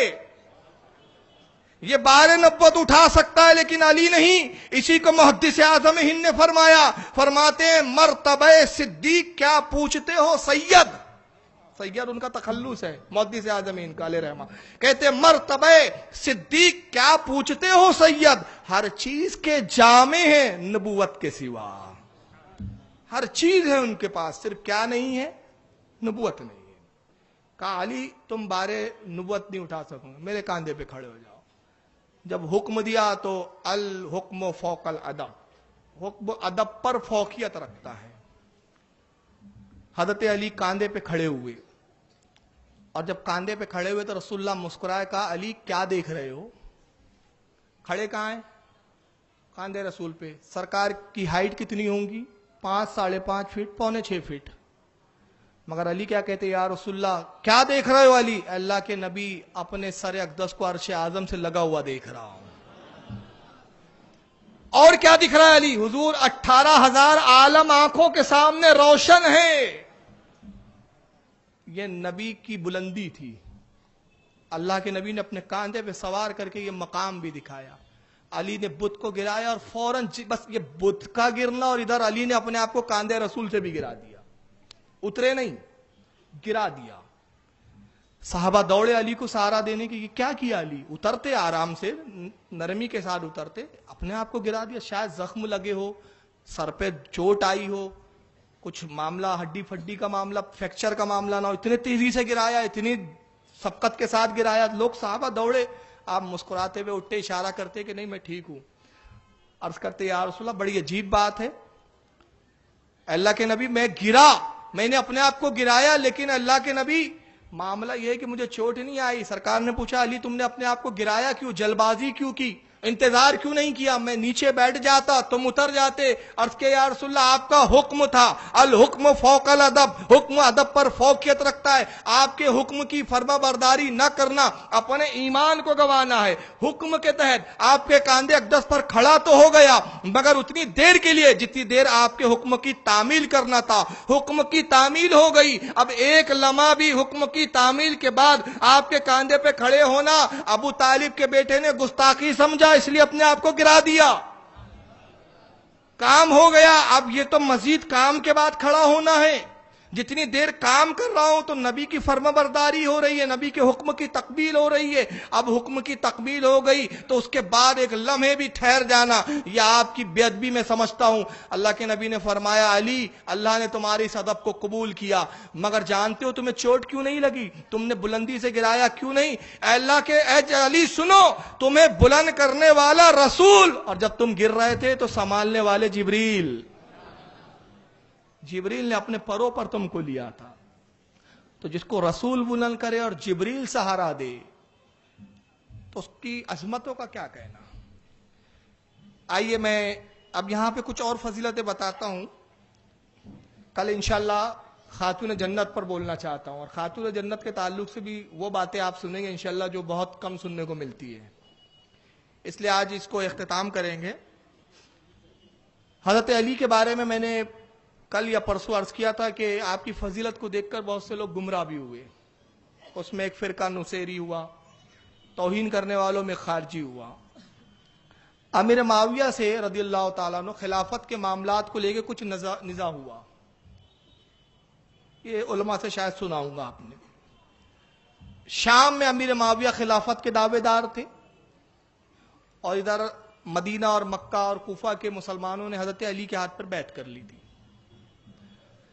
حضرت امیر معاویہ کا مطالبہ یہ تھا، وہ سیاسی نوعیت کی باتیں ہیں اور اس کو میں چھیڑنا بھی زیادہ نہیں چاہتا، پھر چھیڑو تو پھر پورا ہی بولنا ضروری ہے ورنہ بھی بدگمانیاں ہوتی ہے.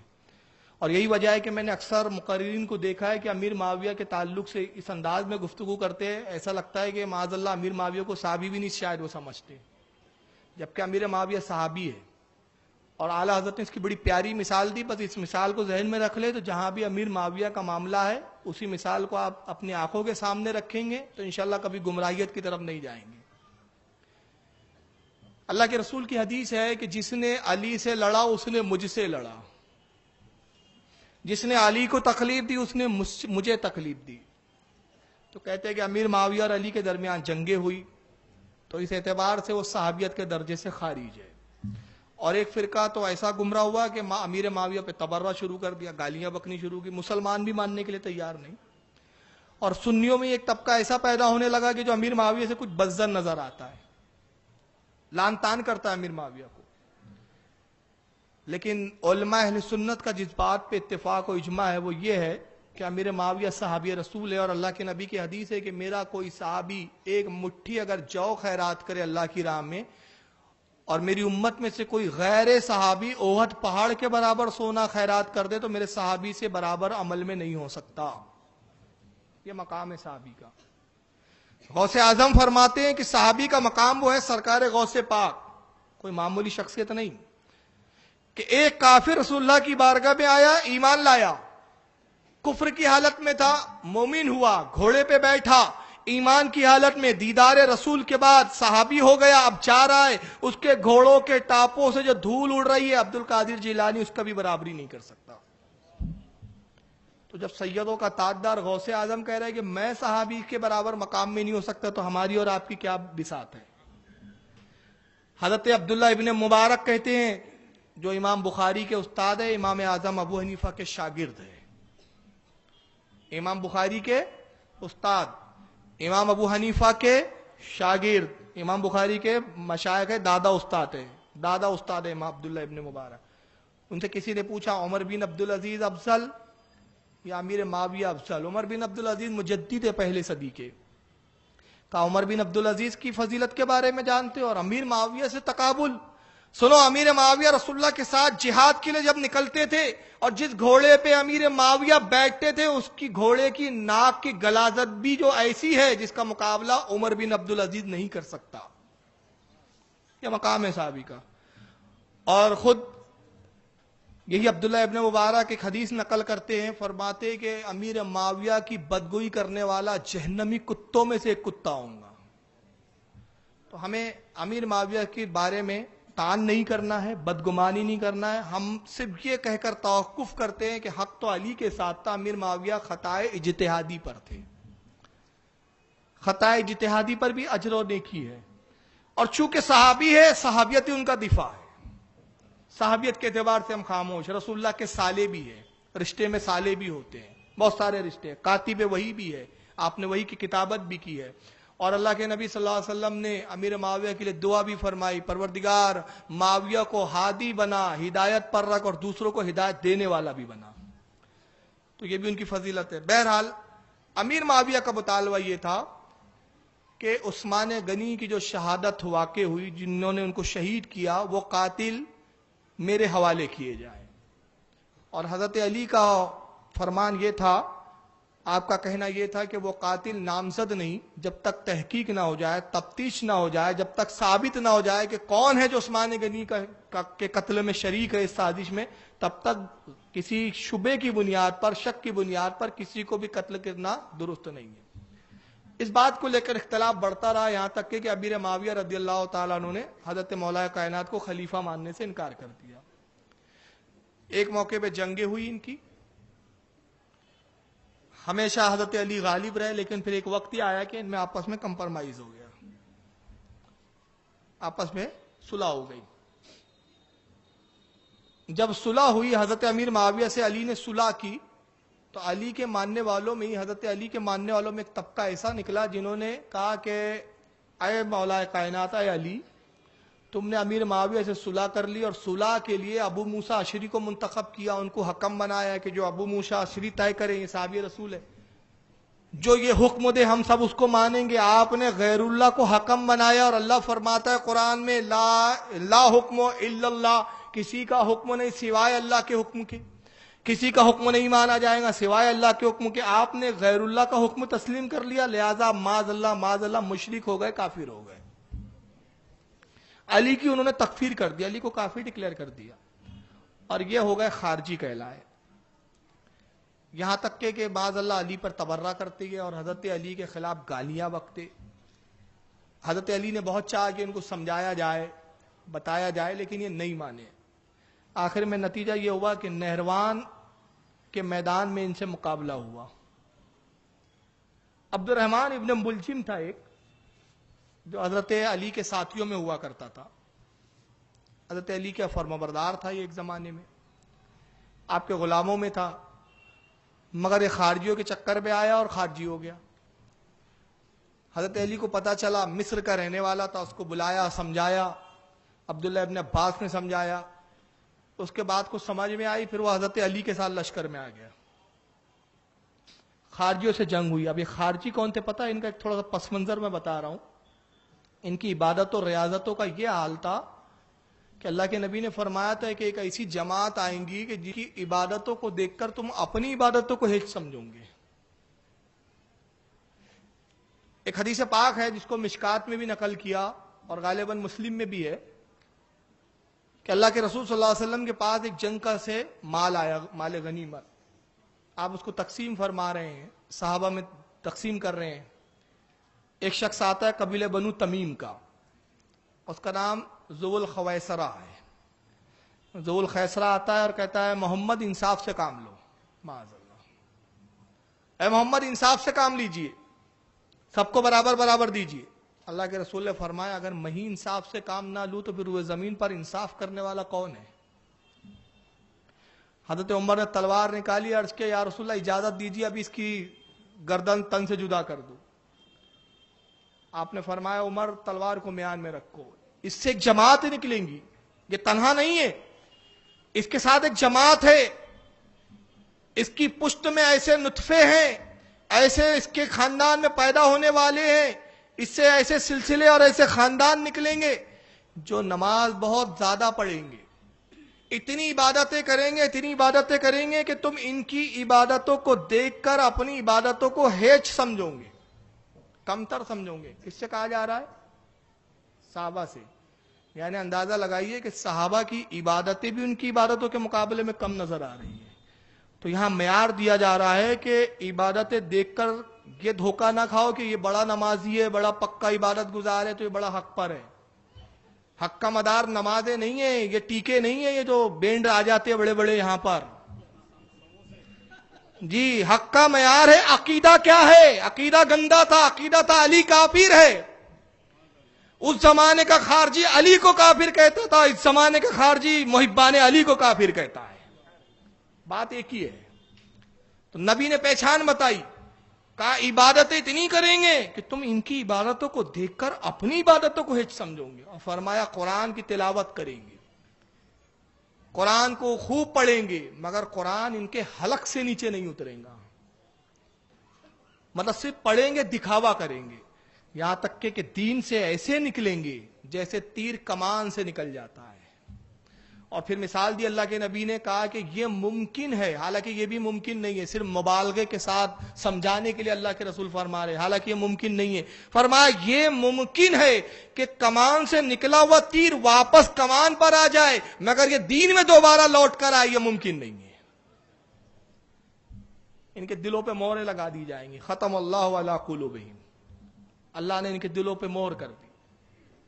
اور اس کے بعد فرمایا کہ جو ان کو پائے اور قتل کرے اس کے لیے بڑا اجر و ثواب ہے. اسی ذو الخویسرہ سے خارجی فرقہ نکلا. اور ایک دوسری حدیث میں اللہ کے نبی فرماتے یہ ختم نہیں ہوں گے، یہ تھوڑی تھوڑی جماعت میں نکلتے جائیں گے، نکلتے جائیں گے. قیامت کے قریب ان کی نسلیں اتنی ہوں گی جیسے کیڑے مکوڑے ہو جاتے ہیں، یعنی اتنی بھرمار ہو جائیں گی، کوچے کوچے میں گلی گلی میں دکھیں گے. یہ سب حدیثوں سے بتا رہا ہوں میں، لنترانی نہیں ہے. اور یہاں تک فرمایا ایک مقام پہ کہ ان کا آخری دستہ، آخری گروہ دجال کے ساتھ نکلیں گا. تو آج ان کی نسلیں آج بھی موجود ہیں. ان کی عبادتوں کا یہ حال تھا کہ جو جھوٹ بولے اس کو بھی یہ کافر سمجھتے تھے. جھوٹ بولنا بھی کفر تھا، گناہ صغیرہ کرنا بھی کفر تھا. ان کا عقیدہ تھا ایک وقت بھی اگر جان بوجھ کے نماز چھوڑ دی تو کافر ہو گیا. اتنے عبادت گزار، اتنے ریاضت کرنے والے، رات رات بھر جاگتے تھے، قرآن پڑھتے تھے، عبادت کرتے تھے. اور انہوں نے دعویٰ کیا کہ علی نے ابو موسیٰ اشعری کو حکم بنایا، لہذا ابو بکر کہہ رہا ہوں علی، لہذا معاذ اللہ حضرت علی کافر ہو گئے. نہروان کی جنگ ہوئی. حضرت علی رضی اللہ تعالیٰ عنہ اپنے اصحاب کے ساتھ نہروان کے میدان میں نکلتے ان سے مقابلہ کرنے کے لیے، اور راستے میں ایک گرجا گھر آتا ہے۔ اب یہاں حضرت علی کی آپ خصوصیت کو دیکھیں، اور جو علم علی کو نبی کے صدقے میں وراثتاً ملا تھا اس کا عالم دیکھیں۔ ایک گرجا گھر میں پہنچے تو گرجا گھر کا پادری اوپر سے جھانک رہا ہے اور دیکھ رہا ہے کہ ایک لشکر آ رہا ہے، اور لشکر جو ہے مسلمانوں کا معلوم ہوتا ہے۔ چھت پہ سے اس نے آواز دی کہ یہ لشکر کہاں جا رہا ہے؟ تو جو لشکر کے سامنے سپاہی تھے انہوں نے کہا کہ یہ لشکر نہروان جا رہا ہے تاکہ بددینوں کا قلعہ کما کرے، ان کو کاٹ پیٹ کے صاف کرے۔ کہا تمہارا امیر کہاں ہے؟ میں اس سے ملنا چاہتا ہوں، تمہارے امیر کو مجھ سے ملاؤ۔ لوگوں نے خبر دی حضرت علی تک، سرکار مولا کائنات گھوڑا دوڑاتے ہوئے قریب آتے ہیں، گھوڑے سے اترے، گرجا گھر میں داخل ہوئے۔ ایک بہت بڑا ہال تھا، وہاں وہ پادری کھڑا ہوا ہے، آپ اس سے ملاقات کے لیے آتے۔ کہا کہ پادری کیوں ملنا چاہتا ہے، کیا بات ہے، کیا گفتگو کرنی ہے؟ کہتا حضور آپ امیر ہیں اسلامی فوج کے؟ کہا ہاں۔ کہا میں ستاروں کا بہت بڑا جاننے والا ہوں، علم نجوم کا بہت ماہر ہوں، میں ابھی کل رات ستاروں کی گردش کو دیکھ رہا تھا، تو ابھی ستاروں کی جو گردشیں ہیں، جن محوروں میں جو ستارے ہیں، فلاں ستارہ فلاں محور پر ہے، فلاں ستارہ فلاں برج میں ہے، یہ ابھی الگ الگ برجوں میں جو ستارے ہیں، یہ 7 انتہائی منوس ہے، اس 7 میں آپ جنگ مت کیجیے، اگر آپ جنگ کریں گے تو ہار جائیں گے، شکست ہوں گی آپ چاہیں تو یہاں قیام کریں، رک جائیں، ٹھہر جائیں، جب یہ 7 گزر جائیں 1-2 روز کے بعد تب آپ جنگ کیجیے گا۔ دیکھیں یہاں ایک مجاز بھی دیا جا رہا ہے، ہماری قوم کا آج حال یہ ہے کہ ہم شگونوں کی طرف بھاگتے ہیں، اور اللہ کے رسول نے فرمایا بدشگونی شرک ہے۔ شگون کیا؟ کانچ کا گلاس ٹوٹ گیا، ارے کام نہیں ہوگا۔ کوے نے کاؤں کیا، ارے مہمان آنے والا ہے۔ یہ سب بدشگونی اسلام میں نہیں ہے۔ کوئی شخص آ گیا، کہا ارے یہ تو بڑا منوس ہے کم بخت، اس کو دیکھ لیا کام ہی نہیں ہوگا۔ اس پر ایک بات یاد آ رہی ہے، چلیے عرض کر دیتا ہوں، اصلاح بھی ضروری ہے، تھوڑی سی بیانات تو ہوتے رہتے ہیں۔ اکبر بادشاہ کے زمانے میں ایک شخص تھا، مشہور تھا کہ بڑا منوس ہے، اس کو جو دیکھ لے اس کو دن بھر کھانا ہی نہیں ملتا۔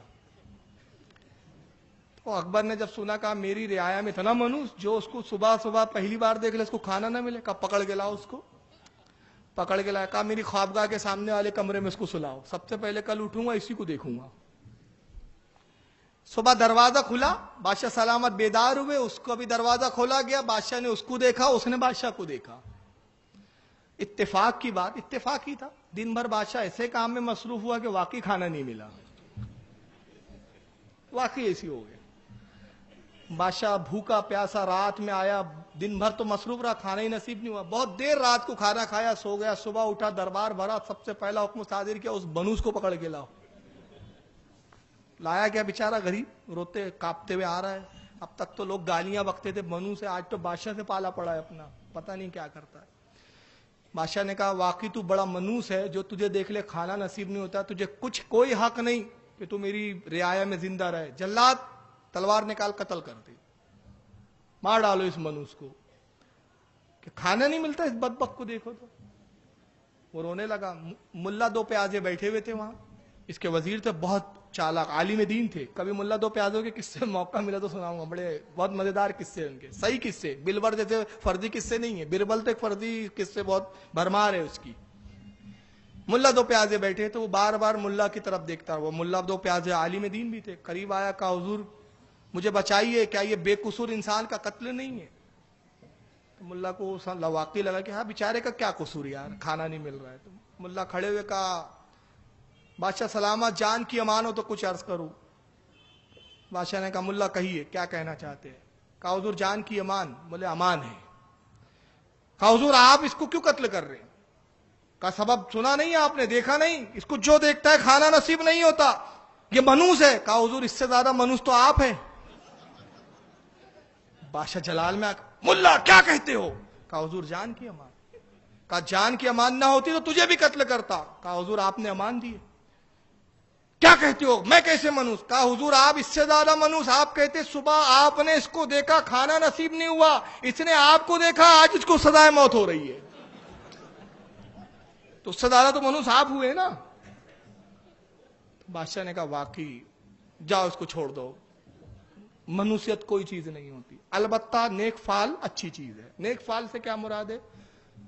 नेक फाल ये कि आप कहीं जा रहे, कोई आलिम दीन से मुलाकात हो गई तो आपने कहा यार चलो आलिम से मुलाकात हो गई, काम हो जाएगा, ये नेक फाल है। कोई मशायख से, कोई बुजुर्ग से, किसी पीर से कहीं जा रहे हैं, कोई रास्ते में मजार मिल गई, आपने सलाम किया, एक खुशबू का झोंका आया, तो ये कुछ अच्छी चीजें पाई और उससे आपने एक नेक फाल ली, ये इस्लाम में जायज है। मगर बदशगुनी लेना ये इस्लाम में शिरक की तरह है। शिरक असगर कहा गया इसको। पूरा मुशरिक नहीं हो जाता लेकिन शिरक असगर कहा गया।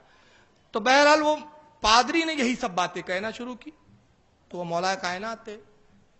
आपने फरमाया पादरी तो सितारों के इल्म के बारे में कितना जानता है? कहा बहुत कुछ, बल्कि ये समझ लीजिए कि इस वक्त पूरी कौम में मुझसे ज्यादा सैयारों और सितारों के इल्म का जानने वाला कोई नहीं है। मैं इल्म नजूम का माहिर हूं। तो हज़रत अली फरमाते अच्छा बता फुला सितारा इस वक्त कहां है? जिस सितारे का नाम लिया उसने कहा ये नाम तो मैंने आज तक सुना ही नहीं। अरे इसकी निगाह तो इतनी ही थी, वो तो मौला कायनात थे ना, उनकी निगाह कहां नहीं थी। कहा अच्छा चल ये सितारे के बारे में नहीं जानता, अच्छा ये बता ये सितारा कहां है? फिर एक और सितारे का नाम लिया, कहा इसका भी नाम मैंने नहीं सुना। का अफसोस कि जब तूने सैयारों के कुछ नाम ही नहीं सुने, तू तो चंद सितारों को जानता, फिर किस बलबूते पे दावा करता है कि हम तेरी बात को मान लें। अच्छा छोड़, दुनिया की भी कुछ खबर है तुझे? तो आसमानों की खबरें दे रहा है। कहा दुनिया की भी बहुत कुछ खबरें जानता हूं। कहा जहां तू खड़ा है उसके कदमों के नीचे क्या है? जहां तू खड़ा है? कहा मुझे नहीं मालूम, ला अदरी, मैं नहीं जानता। कहा सुन, तेरे ठीक कदमों के नीचे जमीन के अंदर 7 फीट की जब गहराई में खोदा जाएगा तो एक चांदी का संदूक बड़ा है, और जब उसको खोलेगा तो उसमें हीरे और जवाहरात है, और उसमें इतने इतने दिरहम है, उसकी तादाद बताई। पादरी हैरान हो गया। कहा यह कैसे हो सकता है? मैं बरसों से, मेरे बाप दादाओं के जमाने से गिरजाघर बना हुआ है, आज तक किसी को नहीं मालूम कि खजाना छुपा है। कहा खोद, देख ले, तस्दीक कर ले। कुदाल लाई गई, खुदाई हुई, और जब 60 फीट ठीक खोदी गई तो वैसी चांदी का संदूक था, और उसमें हीरे थे, जवाहरात थे, और जितने दिरहम हज़रत मौला कायनात ने बताए तो उतने ही दिरहम भी थे। कदमों में गिरा, कहता है अली ये तो बताइए ये इल्म आपको किसने अता किया, किसने मिला? आपने फरमाया मेरे आका मोहम्मद सल्लल्लाहु अलैहि वसल्लम ने।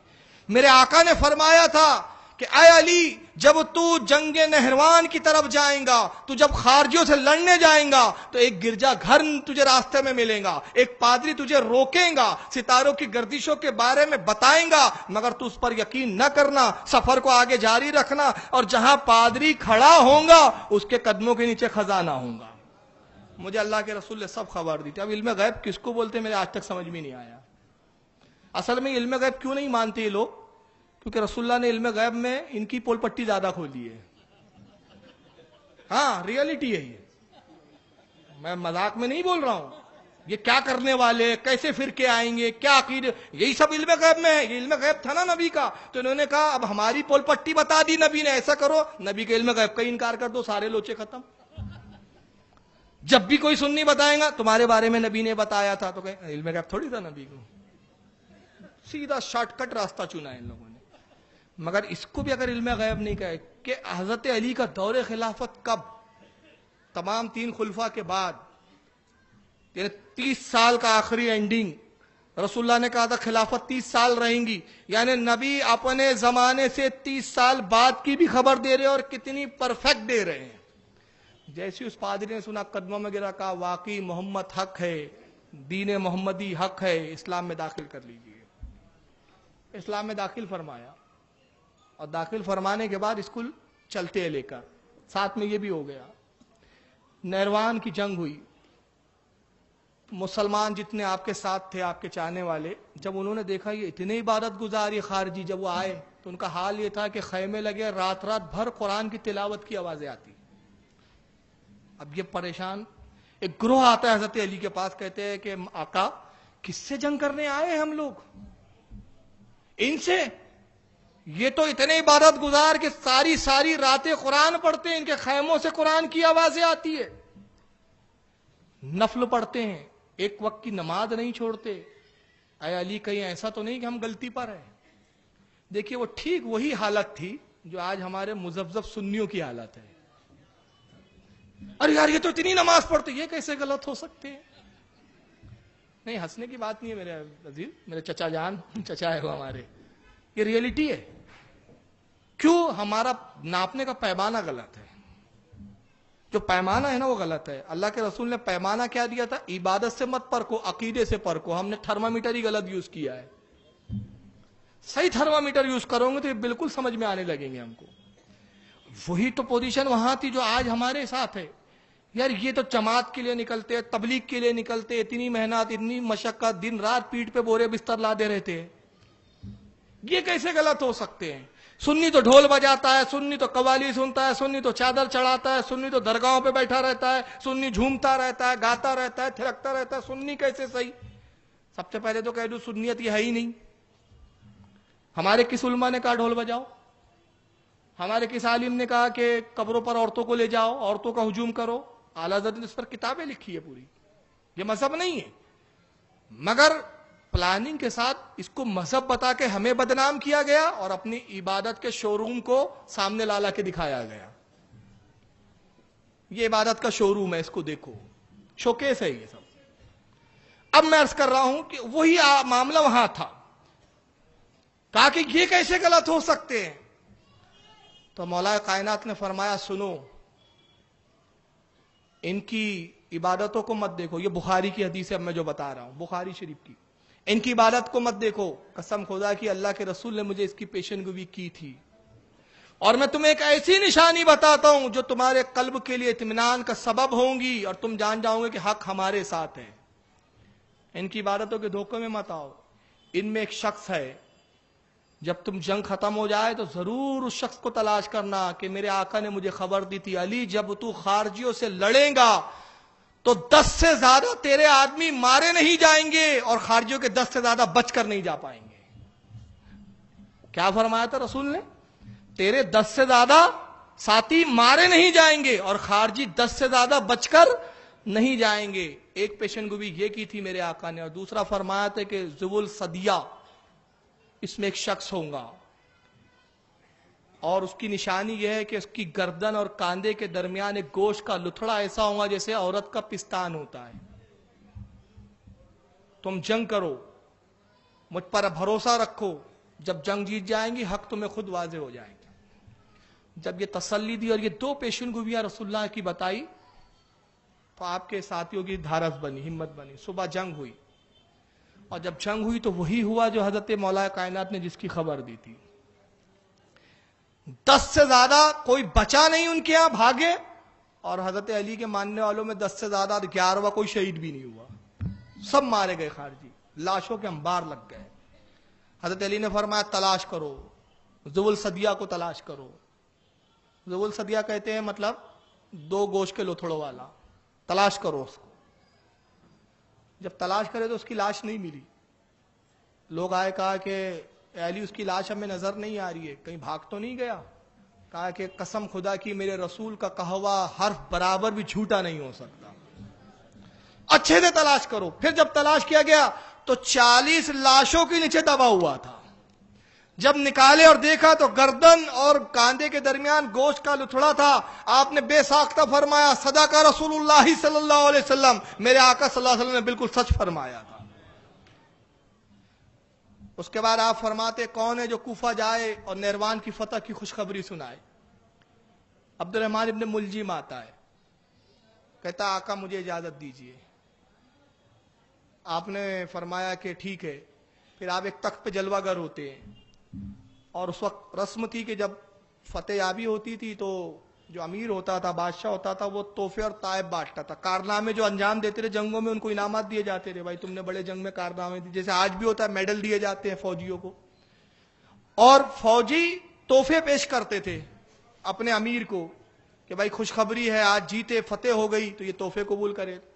तो हजरत अली भी तायब बांट रहे हैं और आपके साथी, आपके असाब भी तोहफे दे रहे हैं। इब्न मुलजिम आता है, मिस्र की बनी हुई एक बेहतरीन तलवार है जिसपे नक्काशी है, नग जुड़े हुए हैं, चमकदार तेज धार वाली तलवार, जिसको देखो तो देखते रह जाएं आप, इतनी खूबसूरत तलवार लाता है और हजरत अली के कदमों में रखता है, कहता है आका ये मेरी तरफ से कबूल कीजिए, ये तलवार मैं नजर करता हूं।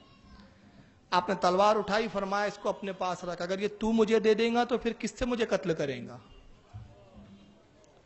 यही तो वो तलवार है जो मेरा खून बहाएंगी। कहा हुजूर ये कैसे होगा, मैं आपका कत्ल करूं?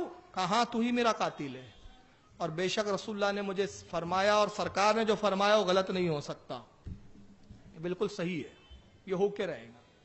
وہ رونے لگا، کہا حضور آپ دعا کیجئے کہ ایسا کچھ نہ ہو۔ فرمایا جو کاتب تقدیر لکھ چکا وہ ہو کے رہنے والا ہے، جا کوفہ جا۔ یہ روتے ہوئے اٹھا، کوفہ پہنچا۔ کوفہ پہنچنے کے بعد گلیوں میں گھوم رہا ہے، آوازیں لگا رہا ہے، لوگوں مبارک ہو، امیر المومنین علی بن ابی طالب فتح یاب ہوئے۔ بس اسی خوشخبری دیتے جا رہا تھا، ایک جگہ سے دف کی آوازیں سنی، دف بج رہی ہے، سمجھ گیا کوئی خوشی کا موقع ہے۔ قریب سے جب گزرا تو دیکھا ایک شادی کا موقع ہے، شادی کا ایک مطلب سمجھ لیجئے فنکشن ہو رہا ہے، شادی کی ایک تقریب ادا کی جا رہی ہے، لڑکیاں اور جوان عورتیں ہیں کہ جو سج دھج کے جا رہی ہے۔ تبھی ایک خوبصورت حسین و جمیل لڑکی نکلتی ہے، برآمد ہوتی ہے، جس کا نام کتامہ۔ بس اس کے چہرے پہ نظر پڑی تو اس کے حسن پہ فریفتہ ہو گیا۔ اس کو آواز دی، اشارے سے بلایا، قریب وہ آتی ہے، کہتا ہے کیا تو شادی شدہ ہے کہ غیر شادی شدہ ہے؟ تو کہتی ہے الحمدللہ میں اب تک کنواری ہوں۔ کہا تیرے حسن نے مجھے دیوانہ کر دیا ہے۔ کیا نام ہے؟ کہا کتامہ۔ کہا میں تجھ سے نکاح کی خواہش ظاہر کرتا ہوں، مجھ سے نکاح کر لیں گی؟ تو وہ کہتی ہے ٹھیک ہے، اگر تو مجھ سے نکاح کرنا چاہتا ہے تو میری دو شرطیں ہیں۔ کئی نوجوان آئے، نکاح کی خواہش کا اظہار کیا، میں نے سب کے سامنے دو شرطیں رکھی، شرط سنتے بھاگ جاتے۔ اگر تجھ میں جرأت ہے، تجھ میں ہمت ہے تو میری شرطیں پوری کر، تو میں تجھ سے نکاح کر لوں، تیری ہو جاؤں۔ کا بیان کر شرط۔ کہا پہلی شرط مہر 30 درہم ہوں گا۔ کہا منظور۔ کہا دوسری شرط سن جو سب سے اہم ہے، میرا مہر 30 درہم اور علی کا سر۔ کہا تو علی کا سر کیوں چاہتی ہے؟ کہا 12 لوگ نہروان کی جنگ میں تھے جو میرے خاندان کے تھے، میرے باپ بھائی، ان کو علی نے قتل کیا ہے۔ میں نے قسم کھائی ہے کہ علی سے جب تک بدلہ نہ لے لوں تب تک چین سے نہیں بیٹھوں گی۔ اگر تو مجھے حاصل کرنا چاہتا ہے تو علی کا سر لے کر آ، یہ میرا مہر ہے۔ اس نے کہا پہلا مہر تو دے سکتا ہوں، دوسرا بڑا مشکل ہے۔ کہا پھر تیری مرضی۔ واپس آیا، کوفہ میں گھر تھا اس کا، پریشان ہے، پوری رات بھر نیند اڑی ہوئی ہے، اس کا خیال کتامہ کا خیال آتا ہے، بار بار چہرہ اس کا ابھر ابھر کے آتا ہے۔ آخر عشق نے مجبور کیا، صبح ہوئی پہنچا، کہا مجھے منظور ہے، میں علی کا سر لاؤں گا۔ کہا تلوار دے۔ تلوار دے دی، وہی تلوار جو حضرت علی کو تحفے میں دینا چاہتا تھا۔ کہا کہ جا 2 دن بعد تو ملاقات کرنا، جب تک علی کوفہ میں آ جائیں گے رضی اللہ تعالیٰ۔ تلوار لے لی، اور ادھر یہ کتامہ کیا کرتی ہے، اس کو زہر میں بجھاتی ہے۔ زہر میں کیسے بجھایا جاتا ہے پتہ ہے؟ تلوار کو پورا گرم کیا جاتا ہے آگ میں، اور زہر کے پیالے میں پھر تلوار ڈبائی جاتی ہے۔ تلوار کا وہ جو میٹل ہوتا ہے وہ زہر کو چوستا ہے، پھر گرم کیا جاتا ہے، پھر زہر میں ڈالا جاتا ہے، اس کو کہا جاتا ہے زہر میں بجھانا۔ اور یہ تلوار اتنی زہریلی ہوتی ہے کہ اگر آپ ایک خراش بھی کسی کو مار دے تو بلائے زخم سے نہ مرے مگر زہر کے اثر سے مر جاتا ہے آدمی۔ کئی بار زہر سے اس نے تلوار کو بجھایا۔ اب ادھر دوسرا یا تیسرا دن نکلتا ہے، حضرت علی اپنی فوج کے ساتھ کوفہ میں داخل ہوتے ہیں، نعرے تکبیر کی آوازیں بلند ہوتی ہے، فتح یاب لشکر کوفہ میں داخل ہوا۔ حضرت علی جامع مسجد کوفہ میں تشریف لائے، 2 رکعت نماز شکرانہ ادا کی، اپنے منبر پہ تشریف لاتے ہیں اور خطبہ ارشاد فرماتے ہیں۔ اس میں ایک شعر پڑھتے ہیں آپ عربی زبان میں، مفہوم یہ تھا کہ عنقریب جو مجھے قتل کرنے والا ہے اس کو انتظار کس بات کا ہے، اگر وہ قتل کے لیے تیار ہے تو میں بھی اپنی گردن لیے ہوئے اس کی خدمت میں حاضر ہوں۔ یہ مفہوم تھا اس طرح کا کچھ۔ تو ابن ملجم سمجھ گیا کہ یہ میری طرف اشارہ ہے۔ عبد الرحمن ابن ملجم بیٹھا ہوا ہے، اٹھ کے آتا ہے، آپ کے قدم پکڑتا ہے، آپ ایک جملہ فرماتے ہیں میں اس کی زندگی چاہتا ہوں اور یہ میری موت چاہتا ہے۔ کہا آقا یہ کیسے ہوگا کہ میں آپ کو قتل کروں، آپ کیوں بار بار کہتے ہیں کہ میں آپ کا قاتل ہوں؟ کہا یہ ہو کر ہی رہے گا۔ تبھی ایک آپ کے ساتھی کھڑے ہوتے ہیں، کہتے حضور ہم دیکھ رہے ہیں کہ جب سے نہروان کی جنگ فتح ہوئی اس کے بعد سے آپ اپنی موت کی بات کرتے ہیں، آپ کہتے ہیں آپ قتل کیے جائیں گے، قتل کیے جائیں گے، اور آپ قاتل کی اشارے بتاتے ہیں، نشانیاں کچھ بتاتے ہیں، نام نہیں بتاتے، اس کا مطلب آپ جانتے۔ تو حضور آپ حکم دیجئے تاکہ ہم اس کو قید کر لیں، اس کو گرفتار کر لیں تاکہ یہ واقعہ رونما ہونے سے رہ جائے، آپ کا قاتل پکڑ لیا جائے۔ آپ نے فرمایا کہ جرم میں پکڑوں گے، جب اس نے مجھے قتل ہی نہیں کیا تو جرم کیا ہے اس کا؟ وہ تو ابھی بے قصور ہے، اس کو کس جرم میں تم گرفتار کرو گے؟ 19 رمضان رمضان شروع ہوتے 19 رمضان کی تاریخ، 18 رمضان کی رات کو 3 لوگ جمع ہوتے. کتامہ نے 2 اور لوگوں کو بلایا جو خارجی تھے. میں مختصر بتا رہا ہوں، تفصیلات تو بہت ہے، اگر تفصیلات میں ہم جائیں گے تو کئی دن لگ جائیں گے. میں نے جنگ صفین بھی چھوڑا ہے، ابھی بہت ساری جنگوں کا تذکرہ نہیں کر پایا ہوں. حالانکہ صفین کی بھی جنگ کے بہت سارے حضرت علی کے کچھ کرامات ہے، اس میں شجاعت کے ذکر ہے، لیکن بہرحال موقع نہیں ہے، انشاءاللہ پھر کبھی ملا تو. اس میں 2 لوگ اور ہیں. رات میں پلاننگ ہوتی ہے کہ 3 لوگوں کو ایک ساتھ ختم کرو، پورے مسلمانوں کی قوت ختم ہو جائے گی.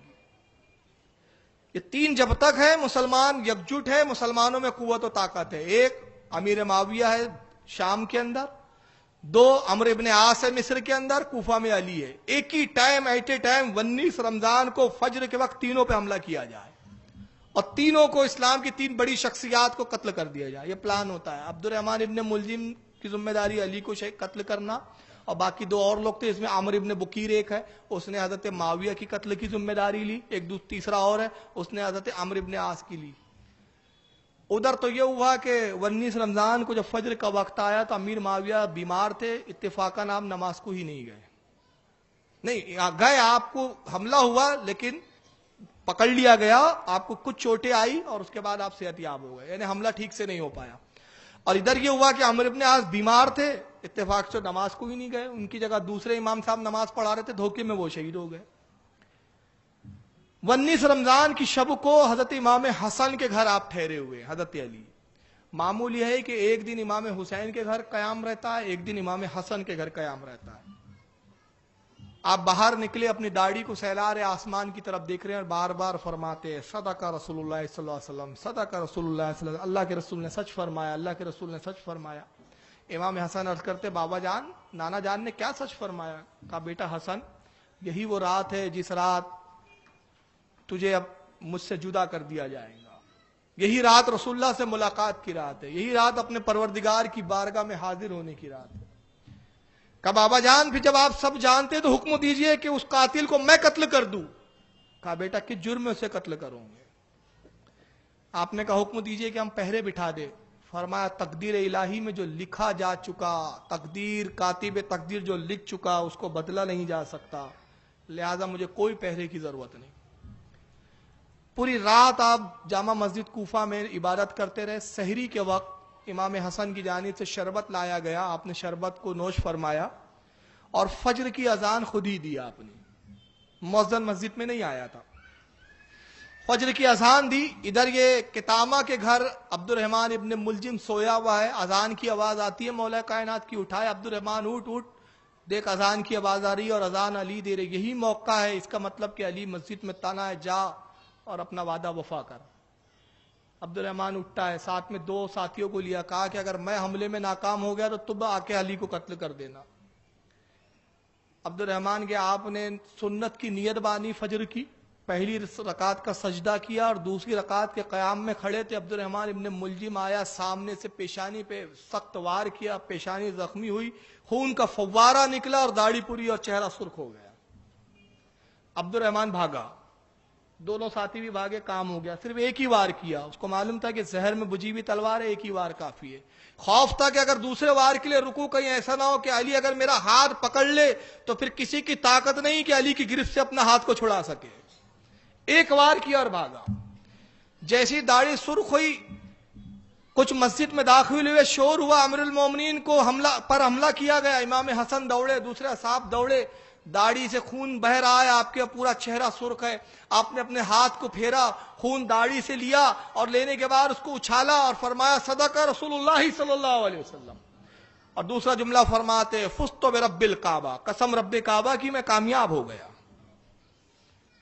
امام حسن عرض کرتے بابا جان یہ کون سے کامیابی کا موقع ہے؟ کیا رسول اللہ نے سچ فرمایا تھا؟ کہا بیٹا تمہارے نانا نے کہا تھا کہ علی جس وقت تمہاری داڑھی سرخ ہو جائے، میں ایک مرتبہ بیمار تھا، رسول اللہ میری عیادت کے لیے آئے، میں تیز بخار سے تپ رہا تھا اور مجھے زندگی سے امید نہیں تھی.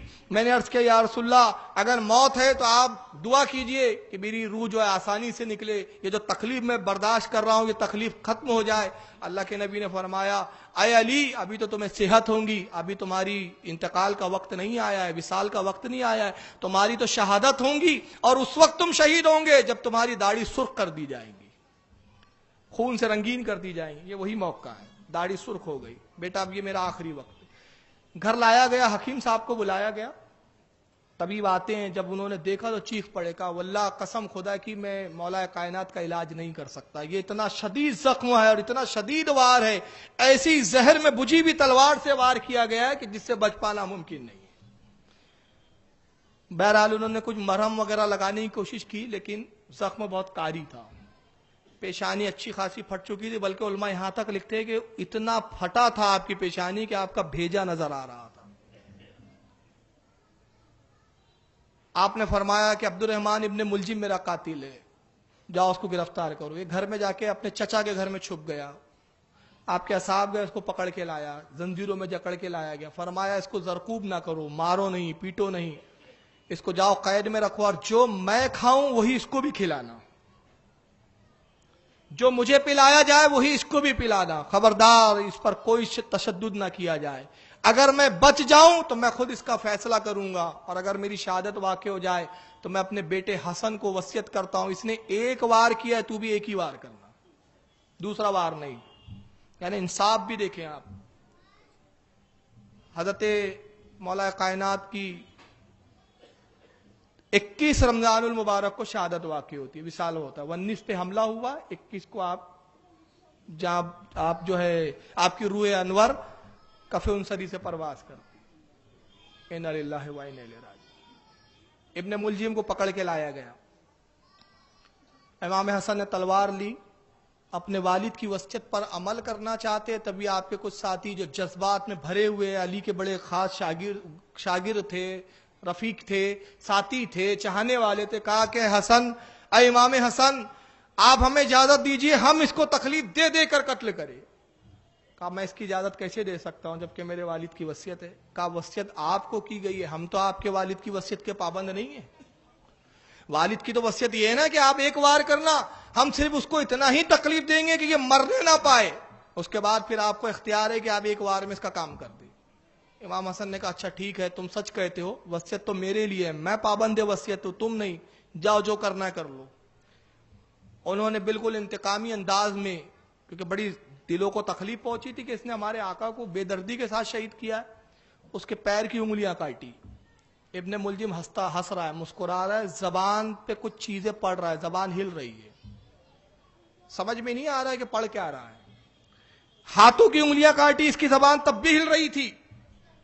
بازو سے ہاتھ کاٹا, تب بھی یہ مسکرا رہا تھا اور کچھ پڑھ رہا تھا. تبھی حضرت علی کے ساتھیوں میں سے ایک ساتھی کہتا ہے کہ یہ کچھ پڑھ رہا ہے, اس کی زبان ہی کاٹ لو. جب زبان کے لیے خنجر اس کے قریب لاتے تو چیختا ہے اللہ کا واسطہ, خدا کا واسطہ, میری زبان مت کاٹنا, تم چاہو تو گردن کاٹ لو, زبان مت کاٹنا. کہ بدبخت عجیب بات ہے, تیری انگلیاں کاٹی ہم نے, تو نے شکایت نہیں کی, پیر کی انگلیاں کاٹی شکایت نہیں کی, بازو کاٹ دیے شکایت نہیں کی, زبان پر اتنا وبیلا مچاتا ہے.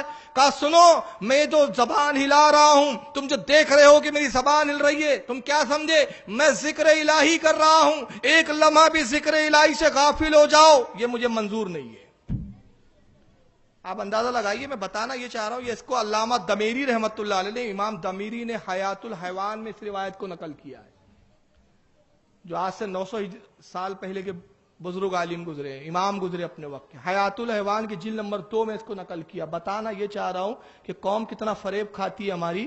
یہ قاتل علی ہے مگر عبادت کا یہ حال کہ ایک لمحے بھی عبادت سے غافل رہنا اس کو منظور نہیں ہے, اور ہے قاتل علی. تو کسی کی عبادت دیکھ کے متاثر مت ہوا کرو. تو اس کی بہرحال زبان تو نہیں کاٹی. حضرت امام حسن آگے بڑھتے تلوار سے وار کیا, ایک ہی وار میں اس کا کام تمام کر دیا. اب 3-4 روایتیں حضرت علی کے قبر مبارک کو لے کر. ایک روایت یہ ہے کہ اونٹ پر لے جایا گیا, اونٹ بتکا, آپ کے جسم مبارک کو لے گیا اور پھر فرشتوں نے آپ کو دفن کیا. ایک روایت یہ ہے کہ حضرت فاطمہ الزہرا کی مزار کے بازو آپ کو دفن کیا گیا. اس میں بڑا اختلاف ہے آپ کے مزار کو لے کر. ایک روایت یہ ہے کہ امام حسن امام حسین آپ کا غلام کمبر اور کچھ اور ساتھی لے جا رہے تھے آپ کے جنازے کو کہ حضرت خضر علیہ السلام ظاہر ہوتے اور انہوں نے رہنمائی کی اور وہاں پہ دفن کیا گیا. ایک یہ ہے کہ آپ کے گھر کوفہ کی ہی گھر کے اندر آپ کو دفن کیا گیا. ایک روایت یہ ہے کہ کوفہ کی جامع مسجد کے قریب دفن کیا گیا.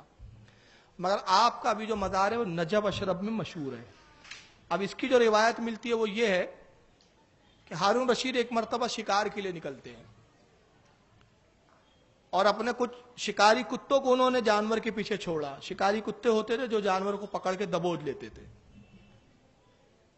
تو وہ شکاری کتے ایک شکار کے پیچھے دوڑے. ایک مقام یہ آیا کہ وہ جانور رک گیا جس کا شکار کرنا تھا اور کتے بھی رک گئے. حضرت ہارون رشید نے دیکھا بڑا عجیب معاملہ, یہ شکار بھی آگے نہیں بڑھ رہا اور یہ شکاری کتے بھی نہیں بڑھ رہے اور شکاری کتے اس پہ حملہ بھی نہیں کر رہے. یہ بھی ہانپ رہا ہے وہ بھی ہانپ رہے ہیں. سب بڑا تعجب ہوا. قریب پہنچے دیکھا تو بہت متعجب ہوئے. چنانچہ آپ آتے ہیں اور ایک بزرگ کو اس کا ذکر کرتے ہیں. وہ بزرگ آئے اور وہ کہتے ہیں کہ امیر المومنین جانتے ہو اس کی وجہ کیا ہے کہ یہاں کتوں نے اس پر حملہ کیوں نہیں کیا اور اس کے آگے بڑھنے سے شکار نے بھی انکار کیوں کر دیا. اس کو معلوم تھا میں یہاں محفوظ ہوں, یہ کتے مجھے نہیں ماریں گے شکاری. کہا وہ کیوں کر؟ کہا وہ اس لیے کہ یہ یہاں پر حضرت مولا کائنات علی مرتضیٰ کا مزار ہے, یہ آپ کا روضہ انور ہے. کہا تم کیسے کہہ سکتے ہو, اتفاق بھی تو ہو سکتا ہے. کہا سنو, امام زین العابدین اکثر یہاں آ کے فاتحہ پڑھا کرتے تھے, امام باقر بھی آیا کرتے تھے, میرے والد امام زین العابدین کے ساتھ رہا کرتے تھے اور میرے والد مجھے بھی جب میں چھوٹا تھا یہاں لایا کرتے تھے. گویا یہ اس بات کی دلیل ہے کہ حضرت مولا کائنات یہاں مدفون ہے. ہارون رشید نے وہاں پتھر وغیرہ لگا دیے, مزار کو تعمیر کیا. پھر بعد میں اور سلاطین بادشاہ آتے رہے, تعمیرات ہوتے رہی. یہی وہ جگہ ہے جو نجف اشرف کہلاتی ہے جہاں آپ کا مزار اقدس مرجع خلائق ہے اور دنیا کا یہ واحد مقبرہ ہے جہاں 40 ٹن سونا لگا ہوا ہے. اتنا مہنگا کوئی مقبرہ کہیں کا نہیں ہے, یہ دنیا کا واحد مقبرہ. اور علماء فرماتے جیسے ابن جوزی وغیرہ نے لکھا کہ جمہور کا اتفاق یعنی علماء کی کثیر جماعت کا اتفاق یہی ہے کہ نجف اشرف ہی آپ کا مزار اقدس ہے. یہاں سے آج بھی فیض جاری ہے. اللہ تعالیٰ مالک کائنات حضرت امیر المومنین علی مرتضیٰ رضی اللہ تعالیٰ عنہ کے فیوز و برکات سے ہم سب کو متفق فرمائے, اہل بیت کا محب بنائے.